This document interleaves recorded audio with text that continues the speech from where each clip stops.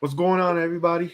Antstroworld here, and today we're gonna be doing a SummerSlam recap, and then afterwards we're gonna get right into Hot Take Hour number 2, where we're gonna be going over some hot takes everybody sent in from all multiple servers, Instagram, Twitter, wherever the social media may be. But before we begin, I got some guests with me as per usual. They want to introduce themselves. Man, fuck Cody Rhodes, he a bitch. That's all I gotta say, man. That's all I gotta say. Yes. Fuck. This man, Man, I slap the fuck out of Cody Rhodes. I know you would. I would too. I'm not a Cody Rhodes fan whatsoever. Real. All right, Supreme or TJ, whoever wanna. Whoever wants to, yeah. Like I said, Supreme introduce here. yourselves. Yeah. Supreme here, Supreme Nation. You already know. SummerSlam goated. Roman came back, goated. We're gonna talk about that. We got a lot of shit to talk about today, y'all. So stay tuned. That's true. Tune in, Oh. because we're gonna say so many shit today. So many shit. Tune in, lock in. Go ahead, TJ. Shit. Yeah, I've been back. Yeah. I'm back finally. It's your boy TJ Trapjack. Subscribe to my socials at _Trapjack. Not subscribe, but follow my socials.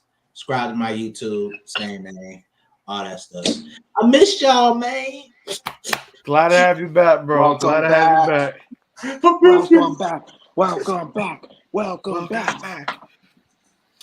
Give me 1 second. Just sending out, the stream to everybody here. The YouTubies. The YouTube. Tune in, gang. Tune in. We got a lot to say. Oh yeah. So man, if y'all tuned in to the watch party, y'all saw our reactions for a bunch of the shit that went down. It was fun. It was fun. But give me 1 second. I'm just gonna send it out. I wasn't able to make it. I was watching it with my friends, but All good, I was all locked good. in though. Same Yes, here. sir. Same here. Yes, sir. Yes, sir. Second here. Shit. Yeah.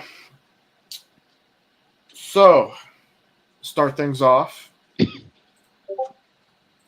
What match we talking about first? Before we even get into the matches, what is our overall thoughts of SummerSlam? Like, what are we thinking? Like, what? Just give me words to describe this shit, man, because it was good. I'm gonna say off the bat, just straight up, it was fucking phenomenal. Masterpiece. No AJ Styles. It was perfect, down to the last minute detail. Shout out to Homelander. Yeah, shout out It was Homelander. the single-handedly biggest piece of dog shit I've ever seen. This man, Oh pulling in my the God, rock and Chris. shit. Yeah. But nah, it was good. It was great. If I'm being honest, it's probably one of the best SummerSlams we've ever seen. There's been a lot of great SummerSlams, 2013, 2002, 2008. This one, I think it's top 5. It's got to be top 5. It's up there. Most definitely. Yeah. From start to finish, Definitely. every match delivered. Even the ones that were the worst on the card, it still delivered. A lot of great Yep. moments. A lot of championship changes.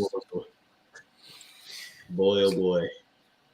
A lot of championship changes. Start off with what match should we start off with? The first match that happened on the card. First match that happened on the card. What we thinking, Chris? What we thinking about that? Honestly, it exceeded my expectations a lot. I thought they were just gonna do, it was gonna be back and forth, but it was just mainly Rhea dominating, and then Dom ended up costing her the match. Yeah. Which it's gonna lead to probably my favorite storyline currently going on besides the Bloodline one. Yeah. Supreme, what we thinking of the first match, bro? Rhea versus Liv. It was great, interesting.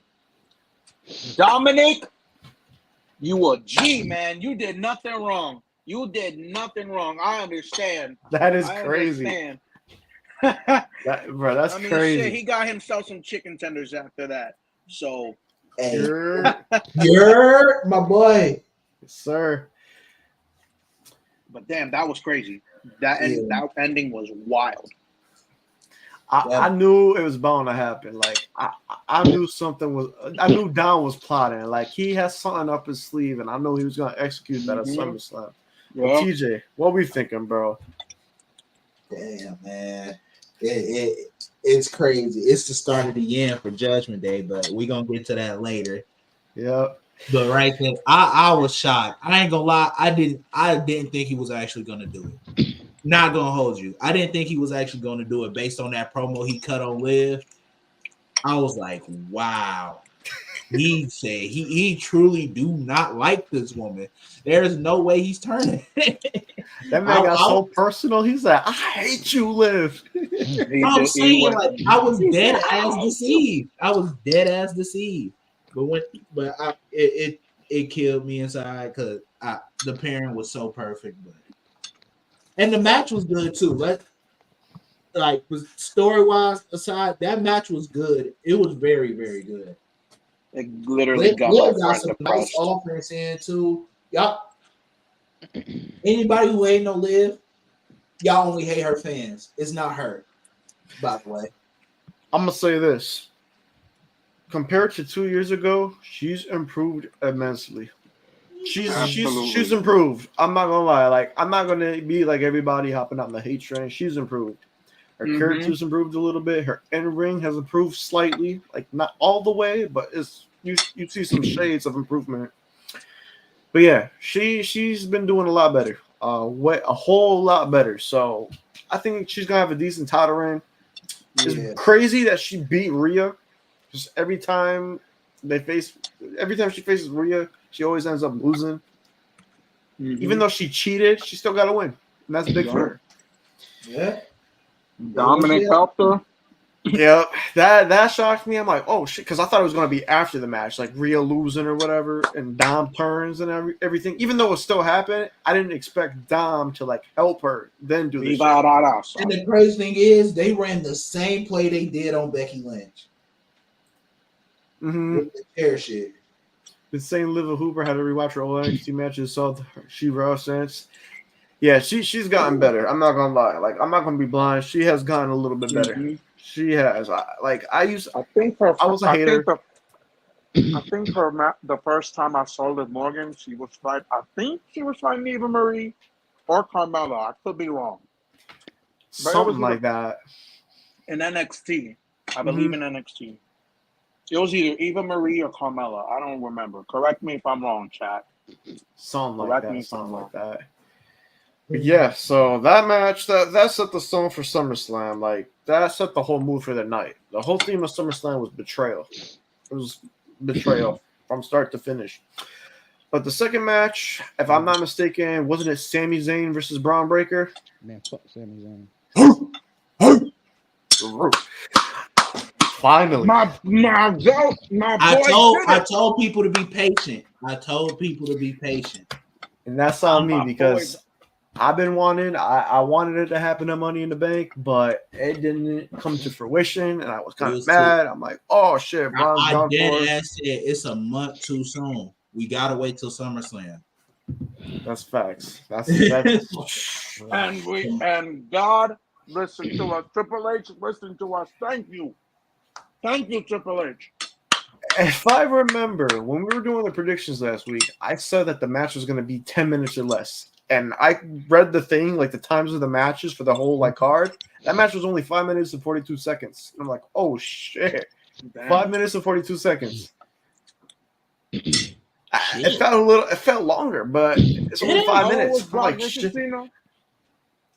Yeah. I mean, it wasn't a squash. I wouldn't say it was a squash because both men show like, fight back and forth. Like we said, it was going to be like the Rey Mysterio and Kurt Angle match from 2002. It was going to be a fast-paced match. It was just going to end with Braun Breaker winning. But I feel like that was a good first title change for the whole pay-per-view. I mean, Braun deserves it. He's a young star in the making, rising. Yeah, him, bro. Who's that guy?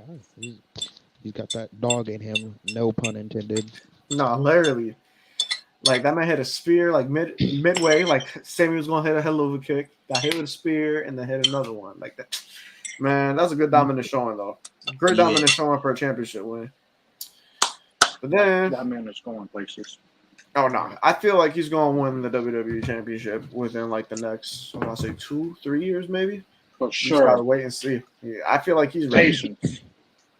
I mean, Patience. I wouldn't say he's fully ready, but he's ready. Like he's That on the time way. will come. Let's just enjoy him being Intercontinental Champion. He'll definitely grow. Like this championship reign is gonna help him grow into a main eventer and shit. But speaking of championship changes, the next match that we had was the U.S. title match: Logan Paul versus LA Knight. Yeah. Yeah. Finally.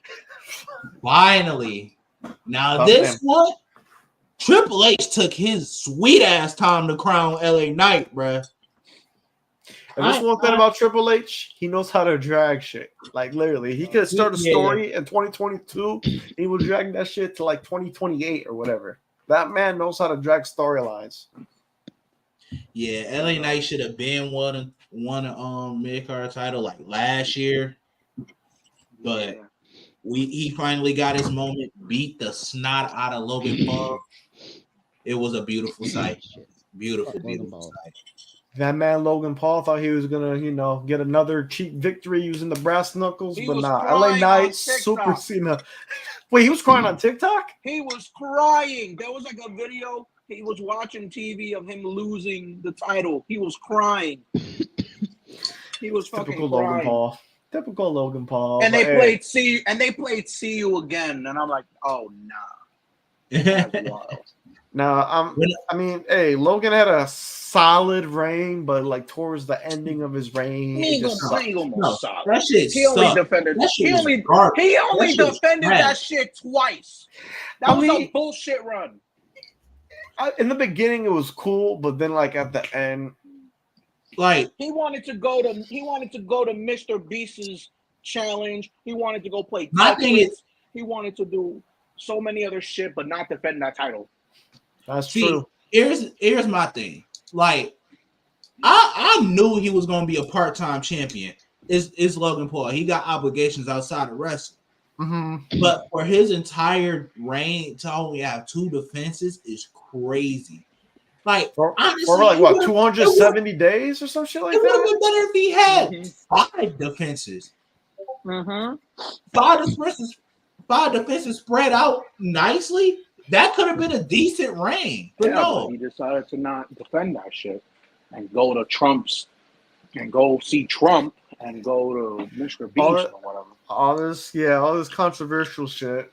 Not that many people were happy. Like ever since all that shit started coming out, the pictures and all that, the tweets, yeah, it was going downhill. And then they gave it to LA Knight. I mean, I'm glad they finally pulled the trigger for LA Knight. It's well deserved.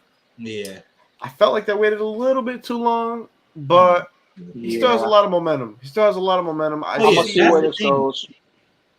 That's the thing. LA Knight, like the way LA Knight carried his momentum from a whole year and still is one of the top acts in the company, he deserves it. He deserved it last year, but he definitely deserved it carrying that momentum.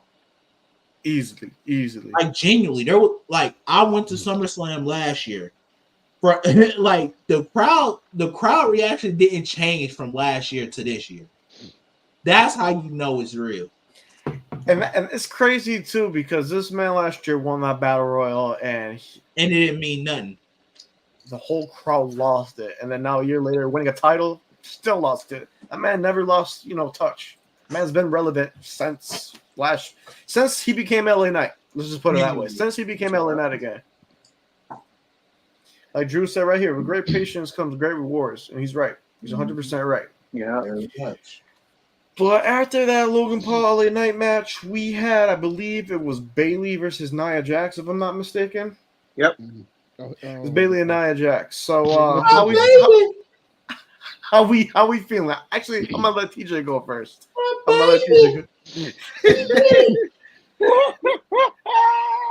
it, y'all. My baby did it. It was a great match, of course. The dominance I expected from her. You feel me?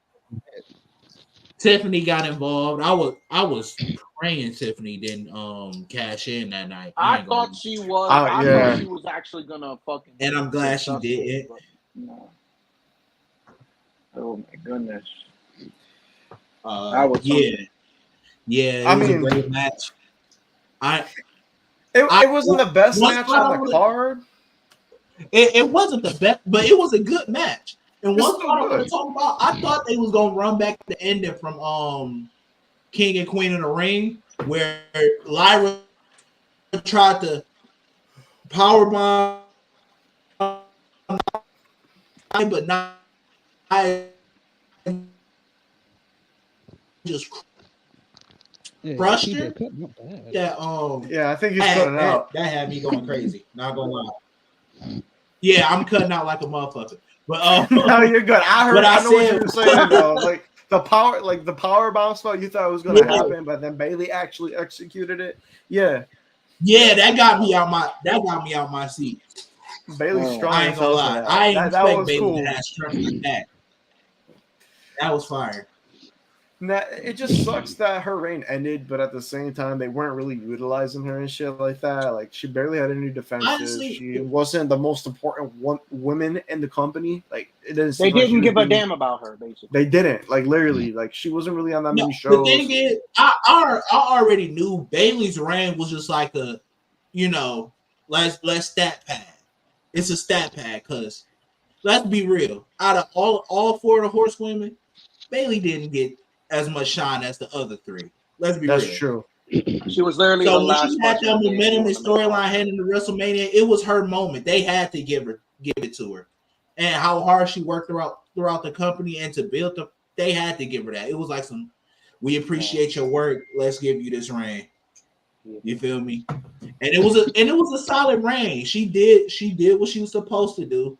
She did, and we got to where we now have have Nia, where it seems like the story is going to be Tiffany and Nia, butting heads with that briefcase and the title. Yep, because of how close they gotten and everything like that, and now it's gonna show like conflict between the two. Like, hey, are you gonna turn on me? Are you gonna let me do this? Like, there's gonna be a lot of conflict. Mhm. But nonetheless, even though it probably wasn't the best match on the card, it's still a good match. Like I said in the beginning, Right. from start to finish, there was all matches delivered. All matches delivered nonetheless. But the match right after that, if I'm not mistaken, I'm trying to think. I'm trying to go like in the match order or whatever. What was the match after Nia and Bailey? Drew versus Punk. I think Drew versus Punk? Yeah. Drew versus Punk. All right. I'm going to let TJ go first again.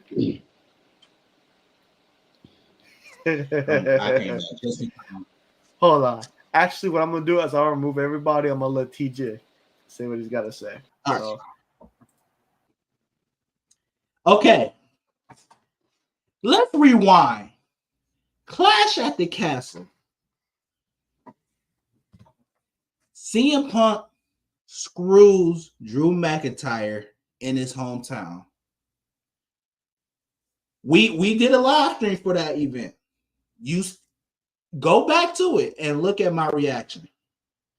I was angry, frustrated, and tired of the mistreatment of McIntyre. And I said what I had to say. And I said, all this doesn't matter once Drew McIntyre caves his head in with a claymore. Fast forward now, and that's exactly what Drew did. With a nut shot as a cherry on top. And if you want to know how I feel about the match, it's obvious how I felt about the match. It was euphoric to see him count that 1, 2, 3. I was elated. I was jubilated. It was the best in the world. Wink, wink.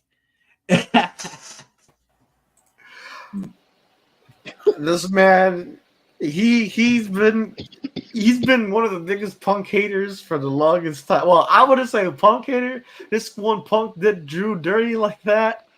Just advocating for Drew, wanting to see Drew get his lick back, get it back in blood, and he finally did that shit. And now, obviously, they're going to continue the story between Punk and Drew. I don't have as much hatred now that we finally got that win. I'm not going to be riding heavy on Punk like I was before, because now the main mission, whether we win or lose this feud, the main mission is getting that World Heavyweight title. That's what I'm locked in on for Drew now. But now, overall, the whole match, in my opinion, was one of the best matches of the whole pay-per-view. Oh, yeah. Rollins did a phenomenal job as referee. Like, yeah. That the fact storytelling. That's what I was gonna say. The storytelling and everything. His, him showing that he's unbiased. Like his hatred for Drew and his hatred for CM Punk is equal. Like it was even all the way through. That's the one thing. It was even all the way through. He didn't put his stake in neither man the entire time. Like there was the point where Seth had the chair. He was gonna hit. Like I forgot what it was. I think he was gonna hit Drew. Drew ducked out the way, almost hit Punk. He was gonna hit Drew, but stopped himself once he saw it was CM Punk. That shows you I was unbiased. I'm not finna hit the person I didn't plan on hitting. But nah, like everything about the match was such perfect storytelling. The fucking bracelet and everything. Oh, just like the spots and shit. That bracelet. Pick up the bracelet and put it on. I was like, oh god. Yep. Oh no, Seth, don't no. You was better off just tossing it out the ring, bro. You shouldn't have put it on. It's bad. That was Punk hit it with a GTS and shit too. I was like, wow. But now, Supreme, what were you saying? That was where Punk fucked up because he shouldn't have.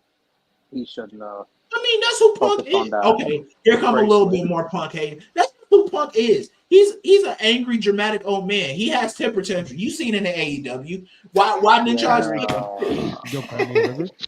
What is we talking about? Like, let's be real. River. Oh my god. Like, hold on now. Of course he was gonna spaz out. That's what Punk does. Nah, but I know for a fact this feud ain't over. We saw Monday Night Raw yesterday too. Like Drew's still having the bracelet, trying to get Punk's head. Punk ain't finished with them. Yeah, they're gonna have a match at either Bash in Berlin. If not Bash in Berlin, it's gonna be a Bad Blood in a Hell in a Cell. That's the rumor. That's what I'm hearing. Bad Blood. They gotta do that Bad Blood. They got to. It's only right. That pay-per-view was basically for that feud. Yeah. I'm not gonna hold you. Literally the name, Bad Blood. Hell, bring back 3 stages of hell for that shit. I'm for it. Shit. I'd be down for 3 stages of hell. But nah, speaking of Bad Blood, next match that we had on the card, Gunther versus Damian Priest for the World Heavyweight Championship.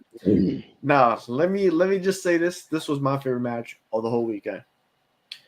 Those two killed each other. They literally went to war. They were chopping each other, kicking each other, hitting each other. That's how I describe it. It was titans battling. Mm-hmm. Like, it was crazy. Damian Priest made him bleed off of chops. Hit him with an overhead chops. They was real, like all them hits that every strike he heard and felt. I think they were working stiff. Honestly, they were like, you know what? Just hit me as hard as you can. And then they were just... Yeah, no, they definitely worked stiff that match. Now, that was my match of the weekend. Like, the storytelling within that match, too, with Finn Balor doing what he did, turning on Priest. I mean, it was bound to happen. Like, we saw when Rhea lost and everything, Priest going into the Judgment Day Club, I think, the hangout, whatever they call it. Yeah. He grabbed Finn Balor by his shirt, and he's like, being so aggressive with them. He's like, oh, you got my back during the match? He's like, yeah, I definitely do. And then he went and pulled that stunt. That was true betrayal right there. That was betrayal. And I mean, Balor does kind of have a reason for doing that, because if you guys remember last year at SummerSlam where Priest costed Finn Balor the world title against Seth Rollins. So all leads back to that. So no, real life though, it did. I swear to you, I swore Finn was about to win that title in that match, bro. Until that stomp happened, I was like, oh. That was a good ass match too, because Finn Balor was really giving Seth Rollins the work, but then Priest came in, and shit happened. And now we're in the future, and this man Balor cost Damian Priest the title, and now Gunther is world heavyweight champion, which I'm not mad about. Gunther deserves it. He does. Well deserved. Like I said, he won King of the Ring. He's been one of the best wrestlers in WWE for about 2 years now, 3 years now. How long y'all think this reign gonna be? 5 years. This will be real. 2018. They gotta make this last. Cause come on, Gunther's the till- longest reigning Intercontinental champion. Okay, I'm a weirdo. They cannot so- make him lose the world heavyweight title this quick. I'm a weirdo. So like, I'm thinking because his UK title reign was 800 days.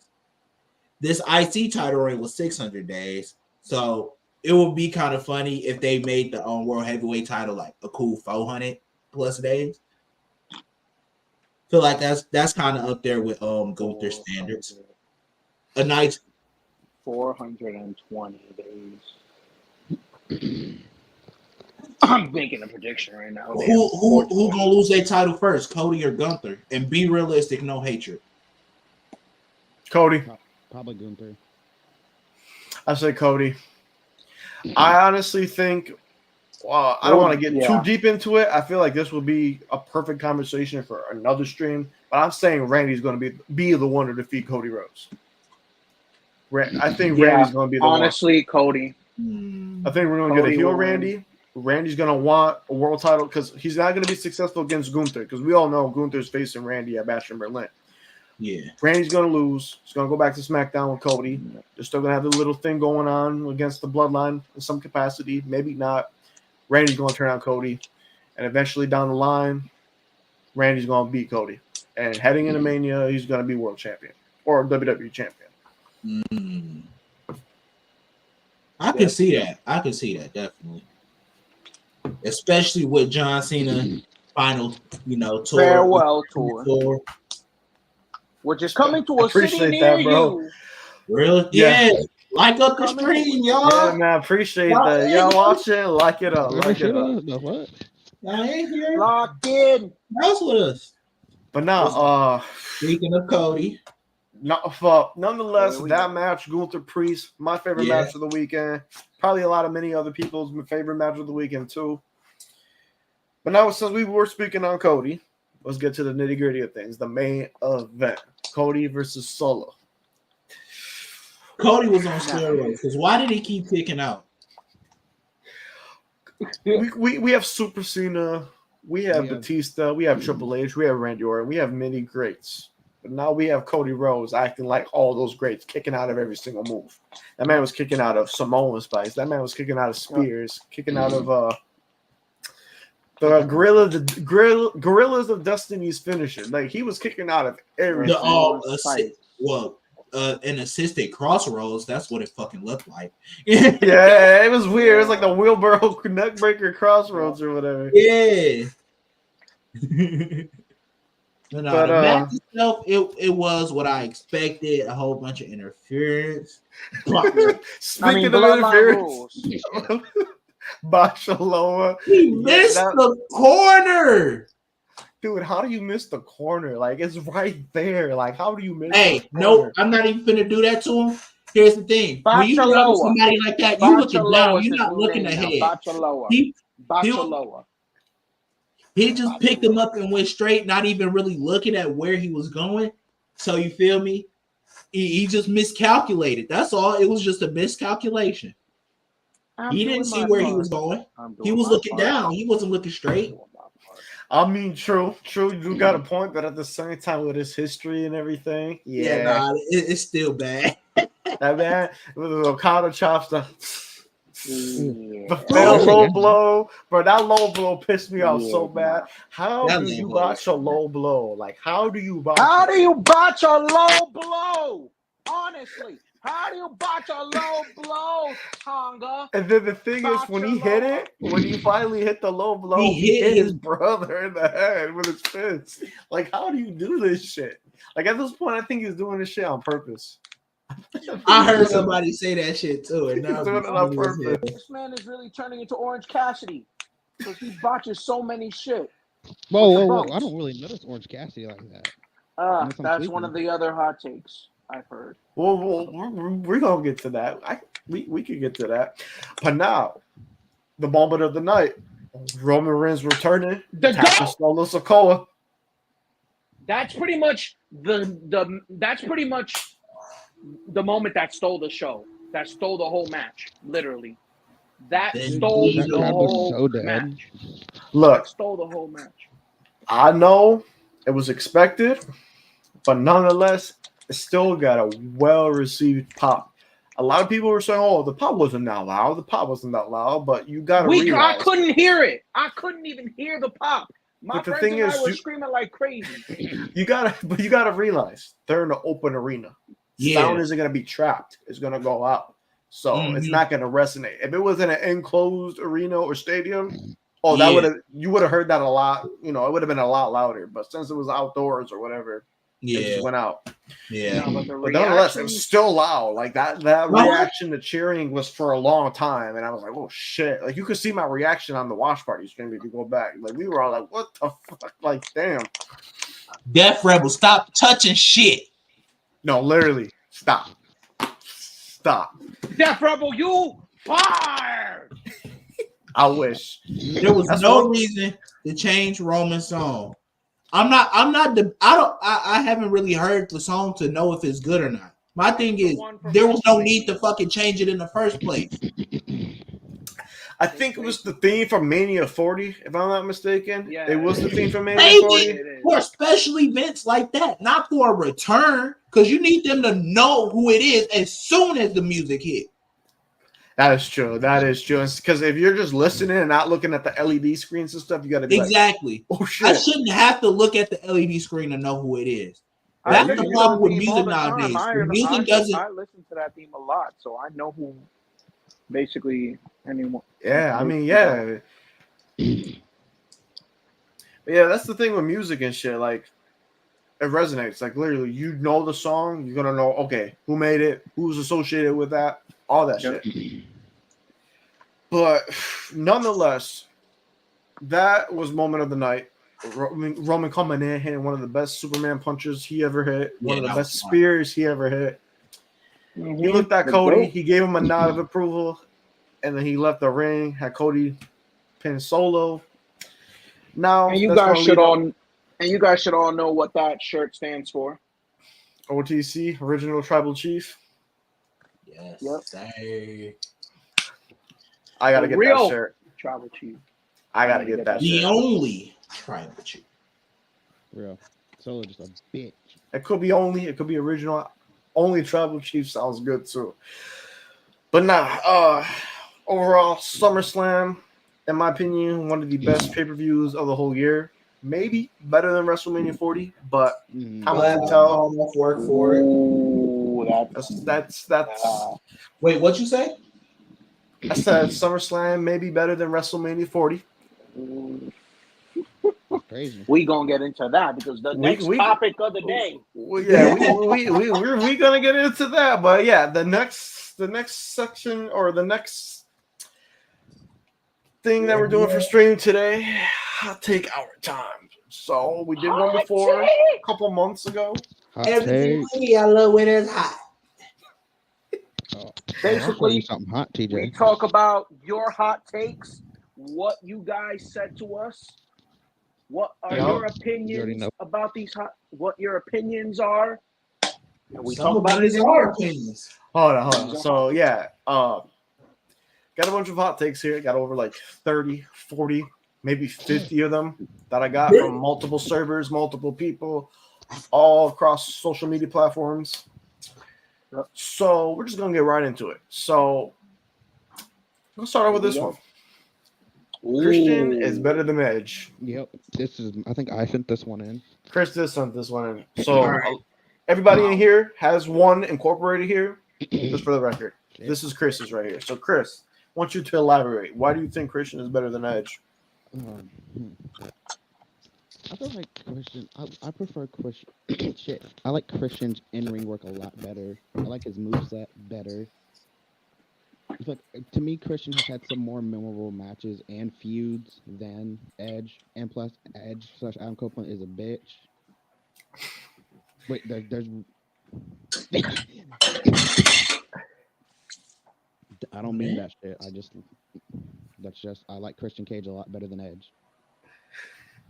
Shoot, I'm a man that prefers Christian over Edge, but I would never, disrespect the rated R.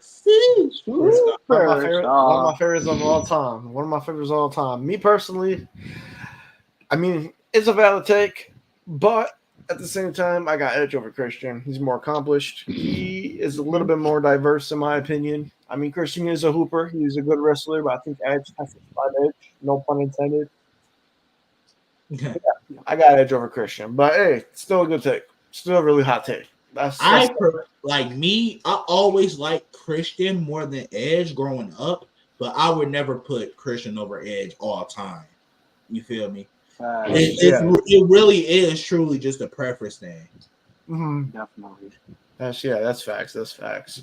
I mean, right now in AEW, you could say Christian Cage over Adam Copeland, but in this current day and time, absolutely, it is Christian over Edge. Yeah, mm-hmm. Yeah, for sure. Well, like right now, all time, Edge Christian. That's how I view it. It is, but it's not as clear cut as people think, because when you think of Edge and Christian, you will strictly think of their WWE runs and Christian's true.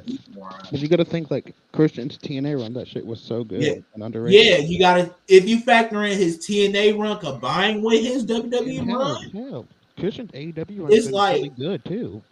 Drew's cooking right here, right now. He said if WWE booked Christian better, I think the majority would think he's better, and that's true. That would be true. If he was booked a lot better, truly. Because not a lot of people know about his TNA run. Like I said, WWE is the main wrestling company. Everybody goes to WWE. When we talk about pro wrestling, they think of WWE. Not that many people watch TNA. Not that many people watch AEW. So they're going to go strictly to WWE. So they're probably going to be seeing Christian's work in WWE, not really know about his outside of WWE stuff. Right. So that makes sense. If he was booked a lot better, if he held the world title, had an actual lengthy reign, there would be a case for that. But now we're going to go on to the next one. WrestleMania 32 isn't that bad of a pay-per-view. WrestleMania 32. So this is 2016. This is Roman versus Triple H, Brock versus Dean Ambrose, the IC title ladder match. Oh, shout out the IC title ladder. Back at it? No, not really, but it's still not that good. Shout out the IC title ladder match. That was gas. That was gas. Yeah. That's the most I'm gonna give it. I don't remember none of the matches on there besides the ones he said, and the other ones he said. Don't want to talk about. The only reason why this pay-per-view I feel like is bad is because people were injured. A lot of people were not on this card. Cena wasn't wrestling. Rollins was hurt. Cesaro was hurt.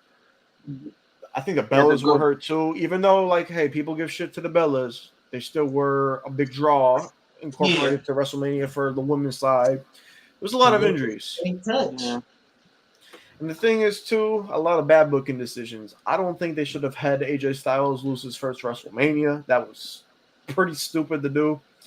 They should have had Dean Ambrose beat Brock Lesnar. They should have had Dean Ambrose beat Brock Lesnar. That's me personally. Especially if they were, teasing this whole no holds barred match and everything like that. And of course, behind the scenes, we heard, Brock wasn't going for none of that crazy shit. Didn't Dean Ambrose also whip out a chainsaw or some shit? Yeah, see, Drew is right about that too. Like the Roman and the Triple H match. They didn't care for that match. Me personally, it was cool. Like the build up to it, it was personal. It was cool. But the match itself, I don't know. People just have so much hatred towards Roman that they did not care for that match. Like everybody loves Triple H, but back then we didn't give a fuck about Roman, but now we do. I mean, me personally, I love Roman. I've always been a fan of Roman. Me too. The lows and highs. No cap. Big Dog Roman's my guy. Big Dog Roman was my guy. He really was. Wait, what happened, Chris? Wait, I was saying, didn't he have a chainsaw or some shit? Tried to get that shit out or some shit? I think I did hear he wanted to use a chainsaw in that fucking. No, because I think he actually had it. No, he had it. He brought it out. No. I think it wasn't the chainsaw. I think it was the barbed wire bat. He had the barbed wire bat, and he was going to use it. And then Brock attacked him and hit him with the F5, and he won. But yeah, WrestleMania 32. I mean, compared to WrestleMania 31. Oh yeah, that did happen that year. That women's triple threat match. It was wasn't it Sasha? Sasha, Charlotte, and Becky. That was good. Yeah. Okay. Yeah. They had 2 great matches on 7 hours worth of dog shit. Good for them. That was the first time we got the Raw Women's Championship introduced. Mm-hmm. And the thing is, this is how I view it. If you compare 31 to 32, like literally the downfall, like it was that. Yeah, it's bad. It was disappointing. I remember being, I think, 14, 15 watching that, just being so let down. Like, oh my God, why couldn't they, do better than last year? Like, last year was good. They couldn't top it this year. They have all this talent. They couldn't try to make it work with all the injuries. They failed. That's when I started kind of sliding off of WWE and shit. Now, I was about to say, like, before, like, with the Roman shit, I was always a fan of Roman. Like back then, I still had that naive mind of wrestling. I didn't know about how shit worked and shit. So I was like, so why everybody booing Roman? He's a good guy. You feel me? I still had that kind of mindset. That's how I was. That's literally how I was. I'm just glad. Yeah, see, yeah, everybody has that same mindset. You're young, you're like, oh shit, it's a good guy. Why is everybody booing him and shit? But yeah, now that I know about, I completely understand. Now we understand the critics. I mean, with this as a hot take, I mean, it is kind of a hot take because it is. It was a bad. Like I said, going back, remembering how I was feeling watching that, I was disappointed. I was extremely disappointed. So yeah, it's one of I want to say one of the worst. Let's say it was one of the worst manias. It's just one of the more disappointing manias. Yeah, 27, like you said. Disappointing. Yeah. That's a good one. That's a good word. Now let's go on to another hot take right here. Randy Orton has a top 3 cash-in of all time. Oh, this was mine. This was Chris's. So let's. Okay, okay, this is what I'm gonna do. I'm gonna let everybody talk, and then I'm gonna give my thoughts on it. All right, you want me to talk first? So I'm gonna have Chris go first. So Chris, take the floor. Randy, you got to think right. How over was Daniel Bryan back then? That's all. And then Randy cashing in and ruining that moment, plus the Triple H heel turn. That's really all I have. Like that's all that matters to me, is how over Bryan was, and then Triple H turning, and then Randy fucking up that moment. Fucking over a super over person in the company too. While we're at it. Probably the most over person in the company. No, you're right. He was. He literally was the biggest babyface. Like I'll say one of the biggest babyfaces because that's literally when his momentum started building up. So he was one of the biggest babyfaces, and for them to like do that, like, oh shit, he just won the title 5 minutes ago. For him to like drop that shit via cash in, that's really heel move, which I understand. But does anybody else have anything to say before I go into this? So in top 3, so we know number 1 is Seth. Mm-hmm. I would say number 2 is the first cash in. Edge. Yep. The first ever cash in with Edge. Mm-hmm. And then after that, I'm having a hard time thinking of something better than Randy Orton's. Because just like how you said, the only thing you could probably compare. The only one I can think of right now that you could compare to this one for 3 is what just happened at WrestleMania 40 with Damian Priest. And by the way, low-key the same low-key the same concept. Everybody wanted to see win the title, finally did it, but the way it happened was different. But it's like, wow, somebody's moment got ruined.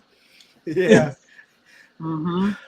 But yeah, same outcome, different years. But I would give I'm giving the edge to Randy Orton right now because we seeing how that story ended up playing out, which led to one of the greatest WrestleMania moments of all time. Mm-hmm. My favorite one. Definitely, arguably one of the best rivalries of all time too. Mm-hmm. For me, like TJ said, Seth is always number one. You have to have him number one. Two is either Edge or Dolph Ziggler. We cannot forget Dolph Oh, Ziggler. Yes. We cannot Dolph forget Ziggler. I Dolph. was gonna say Dolph Yeah. Ziggler. Cannot He had the forget best Dolph. one too. Like the pop that he got, like it was after WrestleMania. We didn't really expect it, but like as you notice, Alberto Del Rio there in the corner, like checking on his knee and shit. We like, oh yeah, there's got to be a cash in happening. And then this music. Honestly, hit. I was when he was doing that, I didn't even think about it. As a kid, I wasn't even thinking about it. Dead ass caught me off guard when Dolph Ziggler music hit. And when it did, oh, I was jumping crazy. I was happy. That's one of the perfect cash-ins, bro. Like I swear, It didn't make sense because if I'm not mistaken, Dolph Ziggler was a heel at the time. And I think Alberto was a face, wasn't he? yep. Yeah. It didn't make sense why I end up turning on Alberto Del Rio and cheering for Dolph as a kid, but I did because I understood how crazy and cool the moment was. So Now that you mentioned that, I wasn't really watching during that time, and like going when I was getting back into it, and I was doing like my research. Okay, what's happened like the past year? I'm looking at that. I'm like, oh, Alberto's the heel, Dolph Ziggler's the face. Okay, Dolph Ziggler is the face. That's pretty cool. But then I'm finding out, oh shit, Alberto Del Rio was the actual face, and Ziggler was the heel. I'm like, I never even knew that happened. What the fuck? Alberto Del Rio turning face? That's when you kind of realize Raw after Mania it was a real thing. Because literally it was just pure chaos. The crowd was just on 10 doing the most random stuff because it actually should have been booed like how Miz got booed. Yep. That was the intended thing that they wanted, but it ended up being flipped on them because of when it happened. So they had to change it. Yeah. It did. The only reason it happened the way it did is because it happened on a Raw after WrestleMania. Mm-hmm. That's the one that the crowd just flips completely, and it's the most fun until they try to commercialize it and make it an actual thing. That's what ruins it. It has to come naturally. You can't just be like, oh, when something's organic, keep it organic. Don't. Mm-hmm. Yeah, but now, for my top three, like cash in is Seth, it's either Edge or Dolph, and then it's Damian. Like literally, I wasn't expecting Damian to come in at WrestleMania 40 and cash in. Like I'm like, okay, Punk is attacking Drew. He's probably just gonna beat him up, and then it is what it is. I was not expecting Damian to cash in because I know he just had a match for the tag titles the night before or whatever. Yeah, I think it was the night before. Yeah, it was the night before. They lost it. I'm like, okay, they're probably gonna do something with the briefcase later on. But I didn't expect him to cash in right then, right there. That's one of the best cash-ins in my opinion. It's not even no recency bias. It was just so unexpected. And Damian finally getting a moment against somebody of high caliber like Drew. For you, it was unexpected. For me, it was unwanted. I was praying Damian Priest didn't come out once I saw CM Punk beat the dude's ass. I was praying, and then the music hit. I was like, no. Honestly, I was hanging on to the strings of a miracle that Drew will somehow come out on top and have a failed cash in. That's what I was thinking at first too. I'm like, there's no way that Drew or Damian's gonna lose this. I was like, please don't do Drew like this. Damien can fuck off. Please don't do Drew like this. Dead ass at the moment, I was like, fuck Damian Priest. Please do not do this to Drew. And they fucking did it to Drew. Hey man, Drew's been having bad luck, but he's back on the right path now. He's gaining that momentum again. He beat Punk. Yep. So we just gotta see what happens. But now we're gonna go on to the next one. Mm-hmm. Roderick Strong is the best member of Undisputed Era in terms of in-ring ability. What? Just in-ring ability. Strictly in-ring ability? Just strictly in-ring ability. Without a doubt. Head and shoulder. I was gonna say head and shoulders above all of them, but no. Kyle O'Reilly is my guy. I can't even do that. Because Kyle O'Reilly is a dog in the ring. And I talked about this with my homies before too. Because they have brought it up, like the ranking of who's the best out of the group. It's mine too, by the way. Oh yeah, this is Chris's. Oh shit! Shout out you. Yeah, we all kind of. I in my opinion, the order is Roger Strong, Kyle O'Reilly, Adam Cole, Bobby Fish. Well, Adam Cole, Bobby Fish, right here. That's all. Eh, Like that's Bobby Fish. Here's Adam Cole. yeah, me. It goes. It goes Roddy. I probably for me goes Roddy, Kyle, or Adam. It's very interchangeable between the two. That's what I'm But, saying. Yeah. Bobby Yeah. Fish can fish the fuck off. Yeah, it goes for me. Roddy, Kyle, Adam, honorary undisputed era members, if there was any. The armband, the T-shirts, the last Finn shot, Balor. then Bobby Fish, Finn Balor, then Finn Bobby Balor. Fish. Finn Yeah. Balor. Yes. But yeah, I mean that's a hot take because some people are gonna probably stand on Adam Cole. Some people are Yeah, gonna Kyle O'Reilly. Because Adam Cole was the face of the group. Yep. He But was nah, the face of the group. Damn. Like But it was- looking back at it, Roderick Strong is a hooper because we've seen his matches in AEW. We've seen some of his matches in Ring of Honor. That man could go. That man is a hooper. Yes. Absolutely. Now I got one that it's interesting.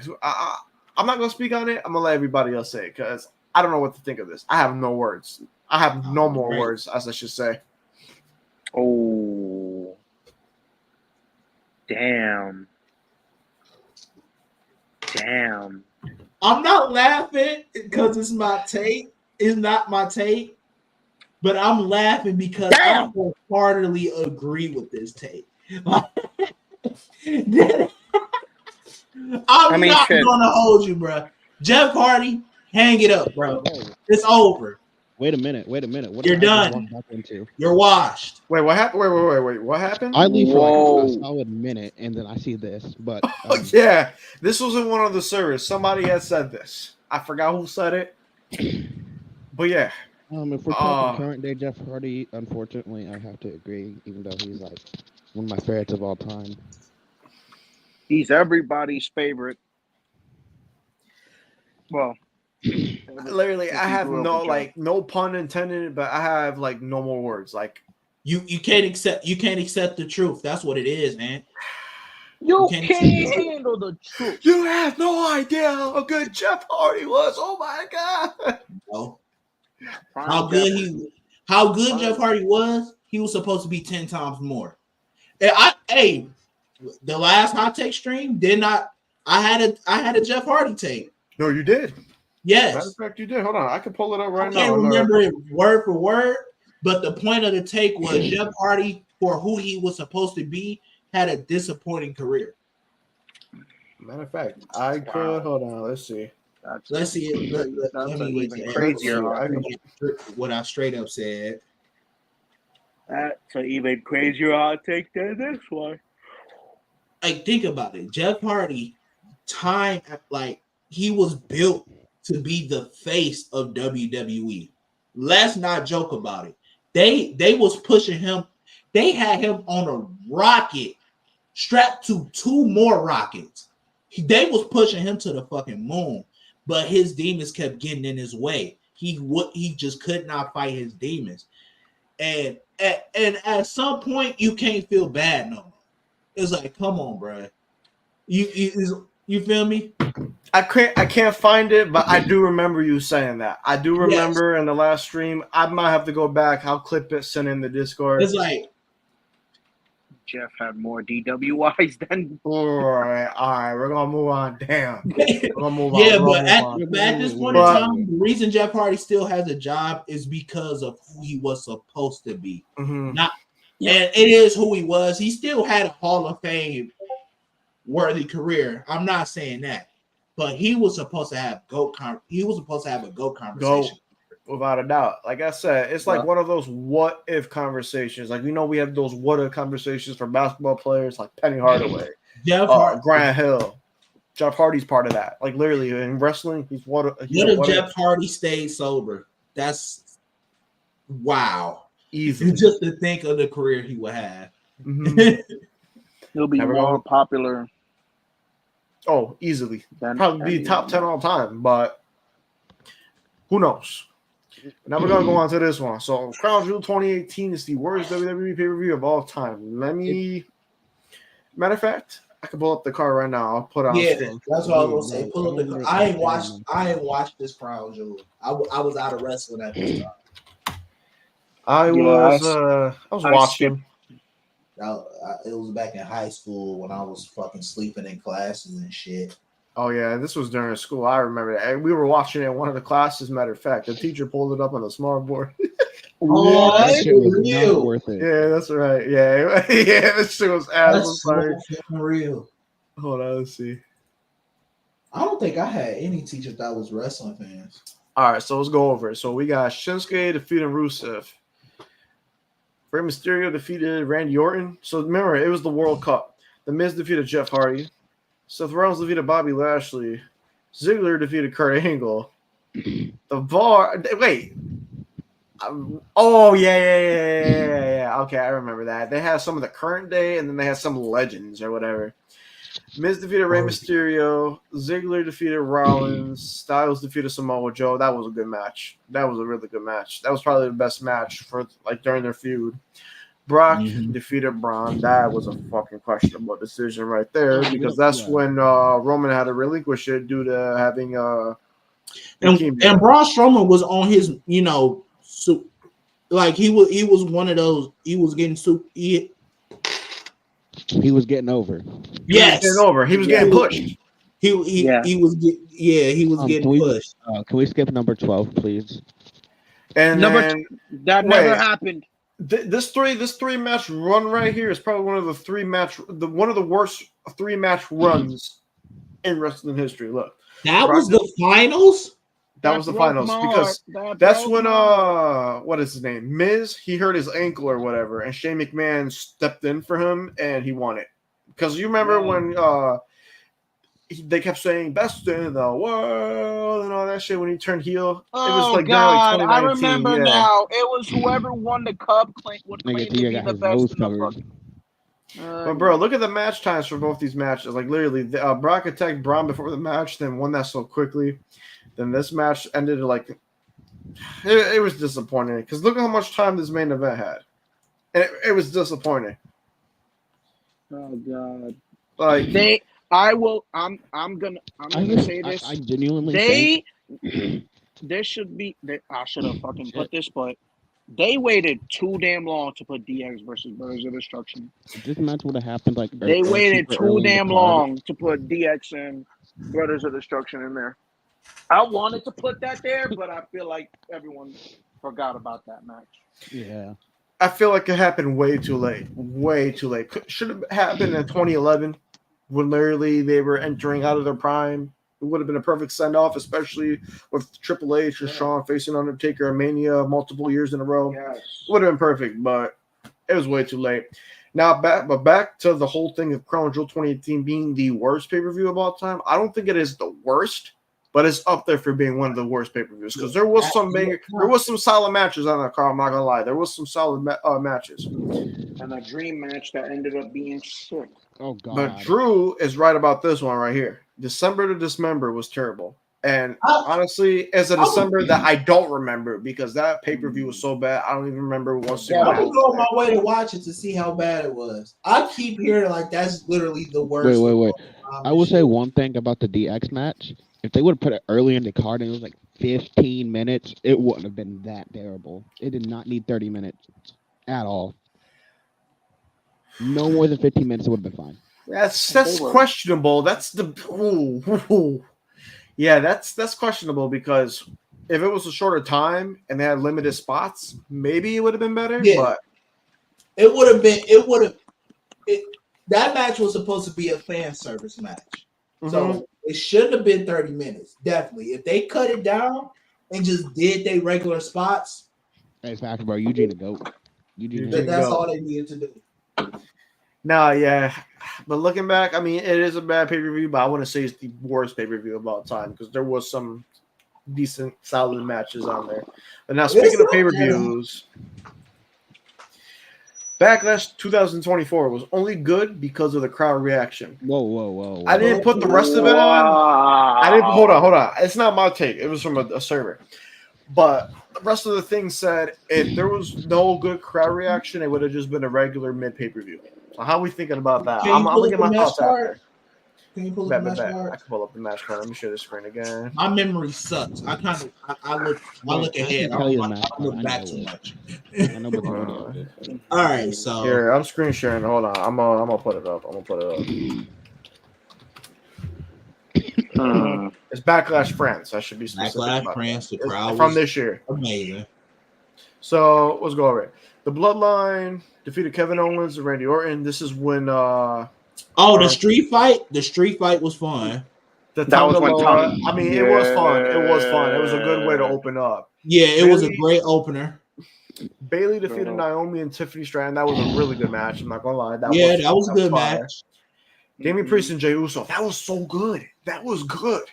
That was good. Like, we're gonna get into Jey Uso because somebody in here gave a take about Jey Uso, but we're gonna get into that later.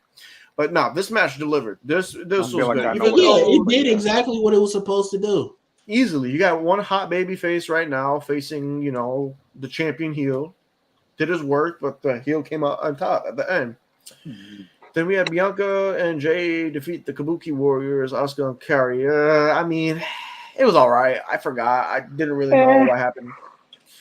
Then you had Cody versus AJ in the main event. That was a really solid match. You know how I feel about Cody. We all know how I feel about him. But I'm not going to deny it. This was a good match. Match.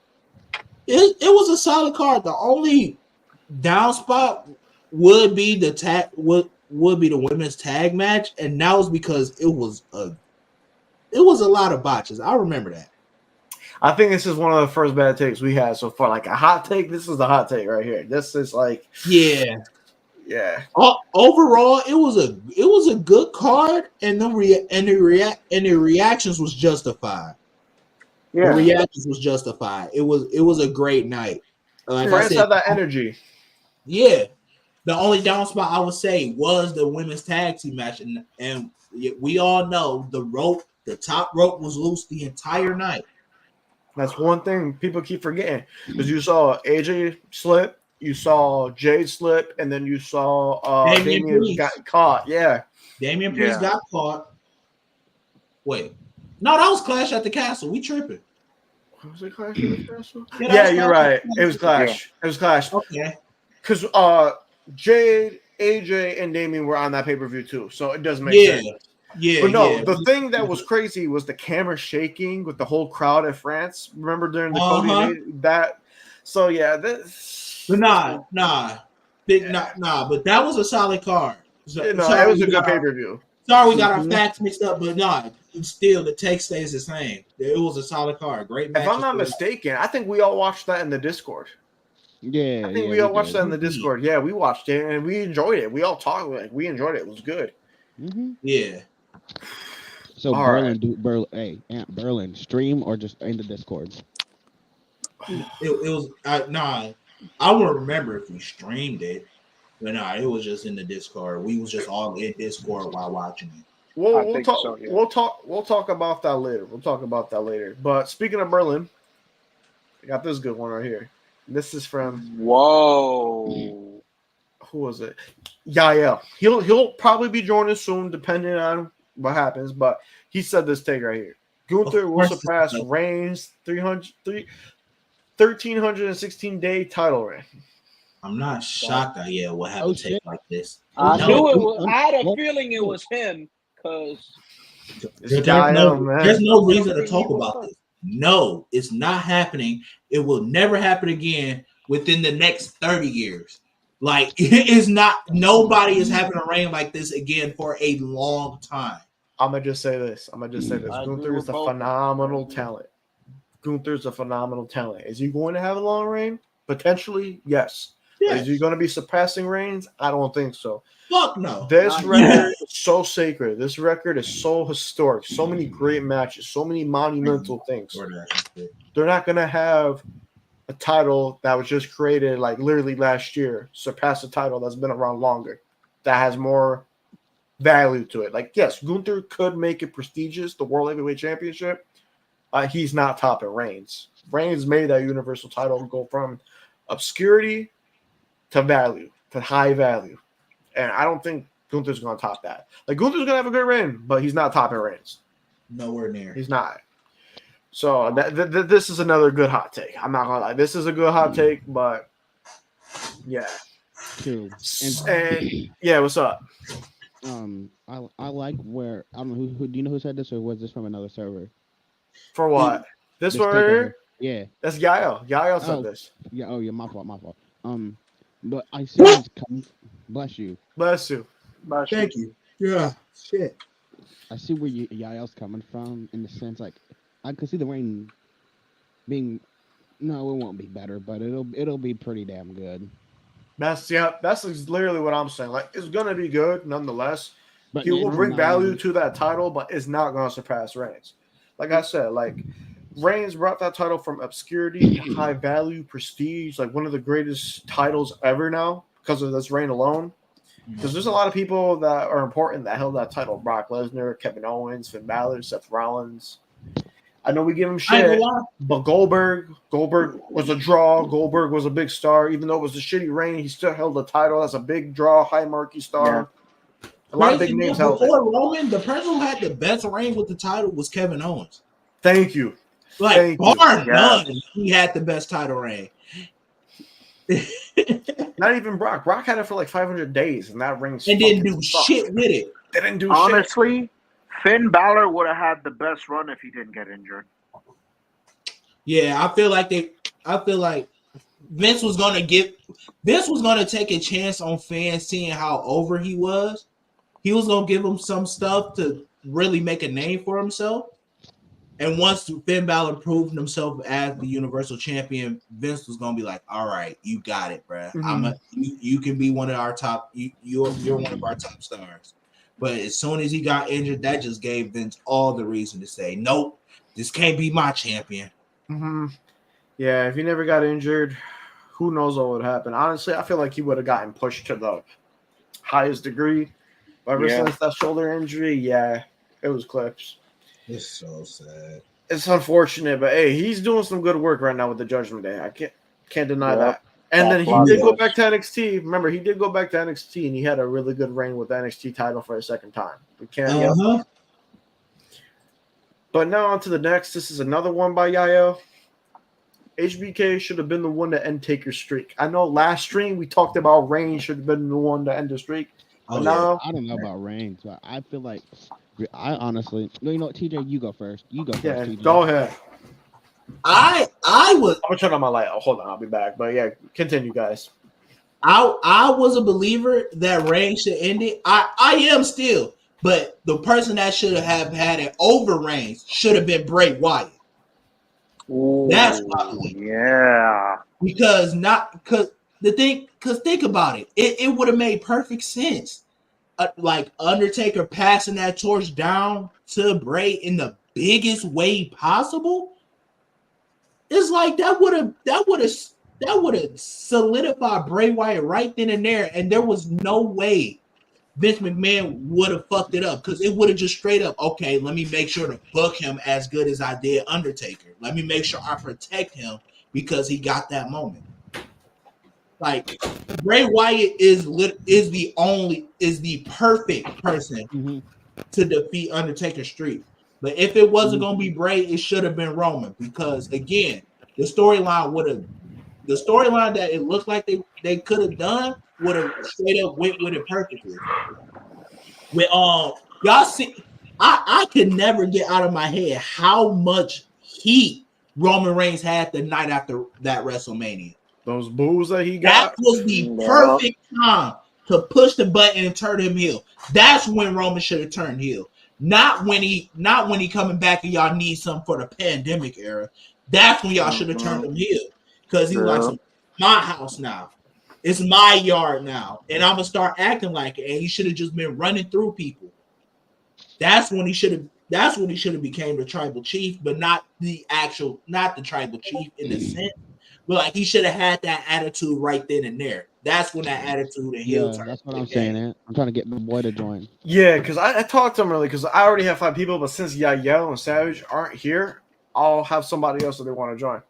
So anybody that's viewing Drew, if you're still watching, join. Join it. Hey, X, if you still watching. X, anybody, Yeah, if you want to join, we got a lot of hot takes. We can discuss this, man. Hold on, let's see here. The streak should have never been broken, and if the streak does get broken, that should have been his last match. Yep. Yeah. Yes, I believe that too. He Hit that should right he on the should call. have retired after the streak got broken. Yep. Did it tarnish his legacy? I wouldn't really say tarnished it. It's just like ending of his career is questionable. Like, oh man, I should have gone out that side. But the AJ match kind of saved everything. Yeah, in Undertaker's defense, that's not how I want it. Like the way how his streak ended, that's not the lasting memory you want. Exactly. At all. Getting concussed and losing. Yeah. It needs to be like a Shouldn't hard have left fought. the work in the first place, in my opinion. But that even then, that's not how you want to go out. Literally. Oh, Savage is about to join. All right, so we're gonna go on to the next one. This is gonna be interesting right here. This is my take. Becky Lynch is the women's wrestling. Oh, okay. This is my take. I don't. Elaborate. Let's speak on that shit. Let's hear this. Speak on it. So say that she's the most accomplished, in my opinion, the most accomplished women's wrestler ever.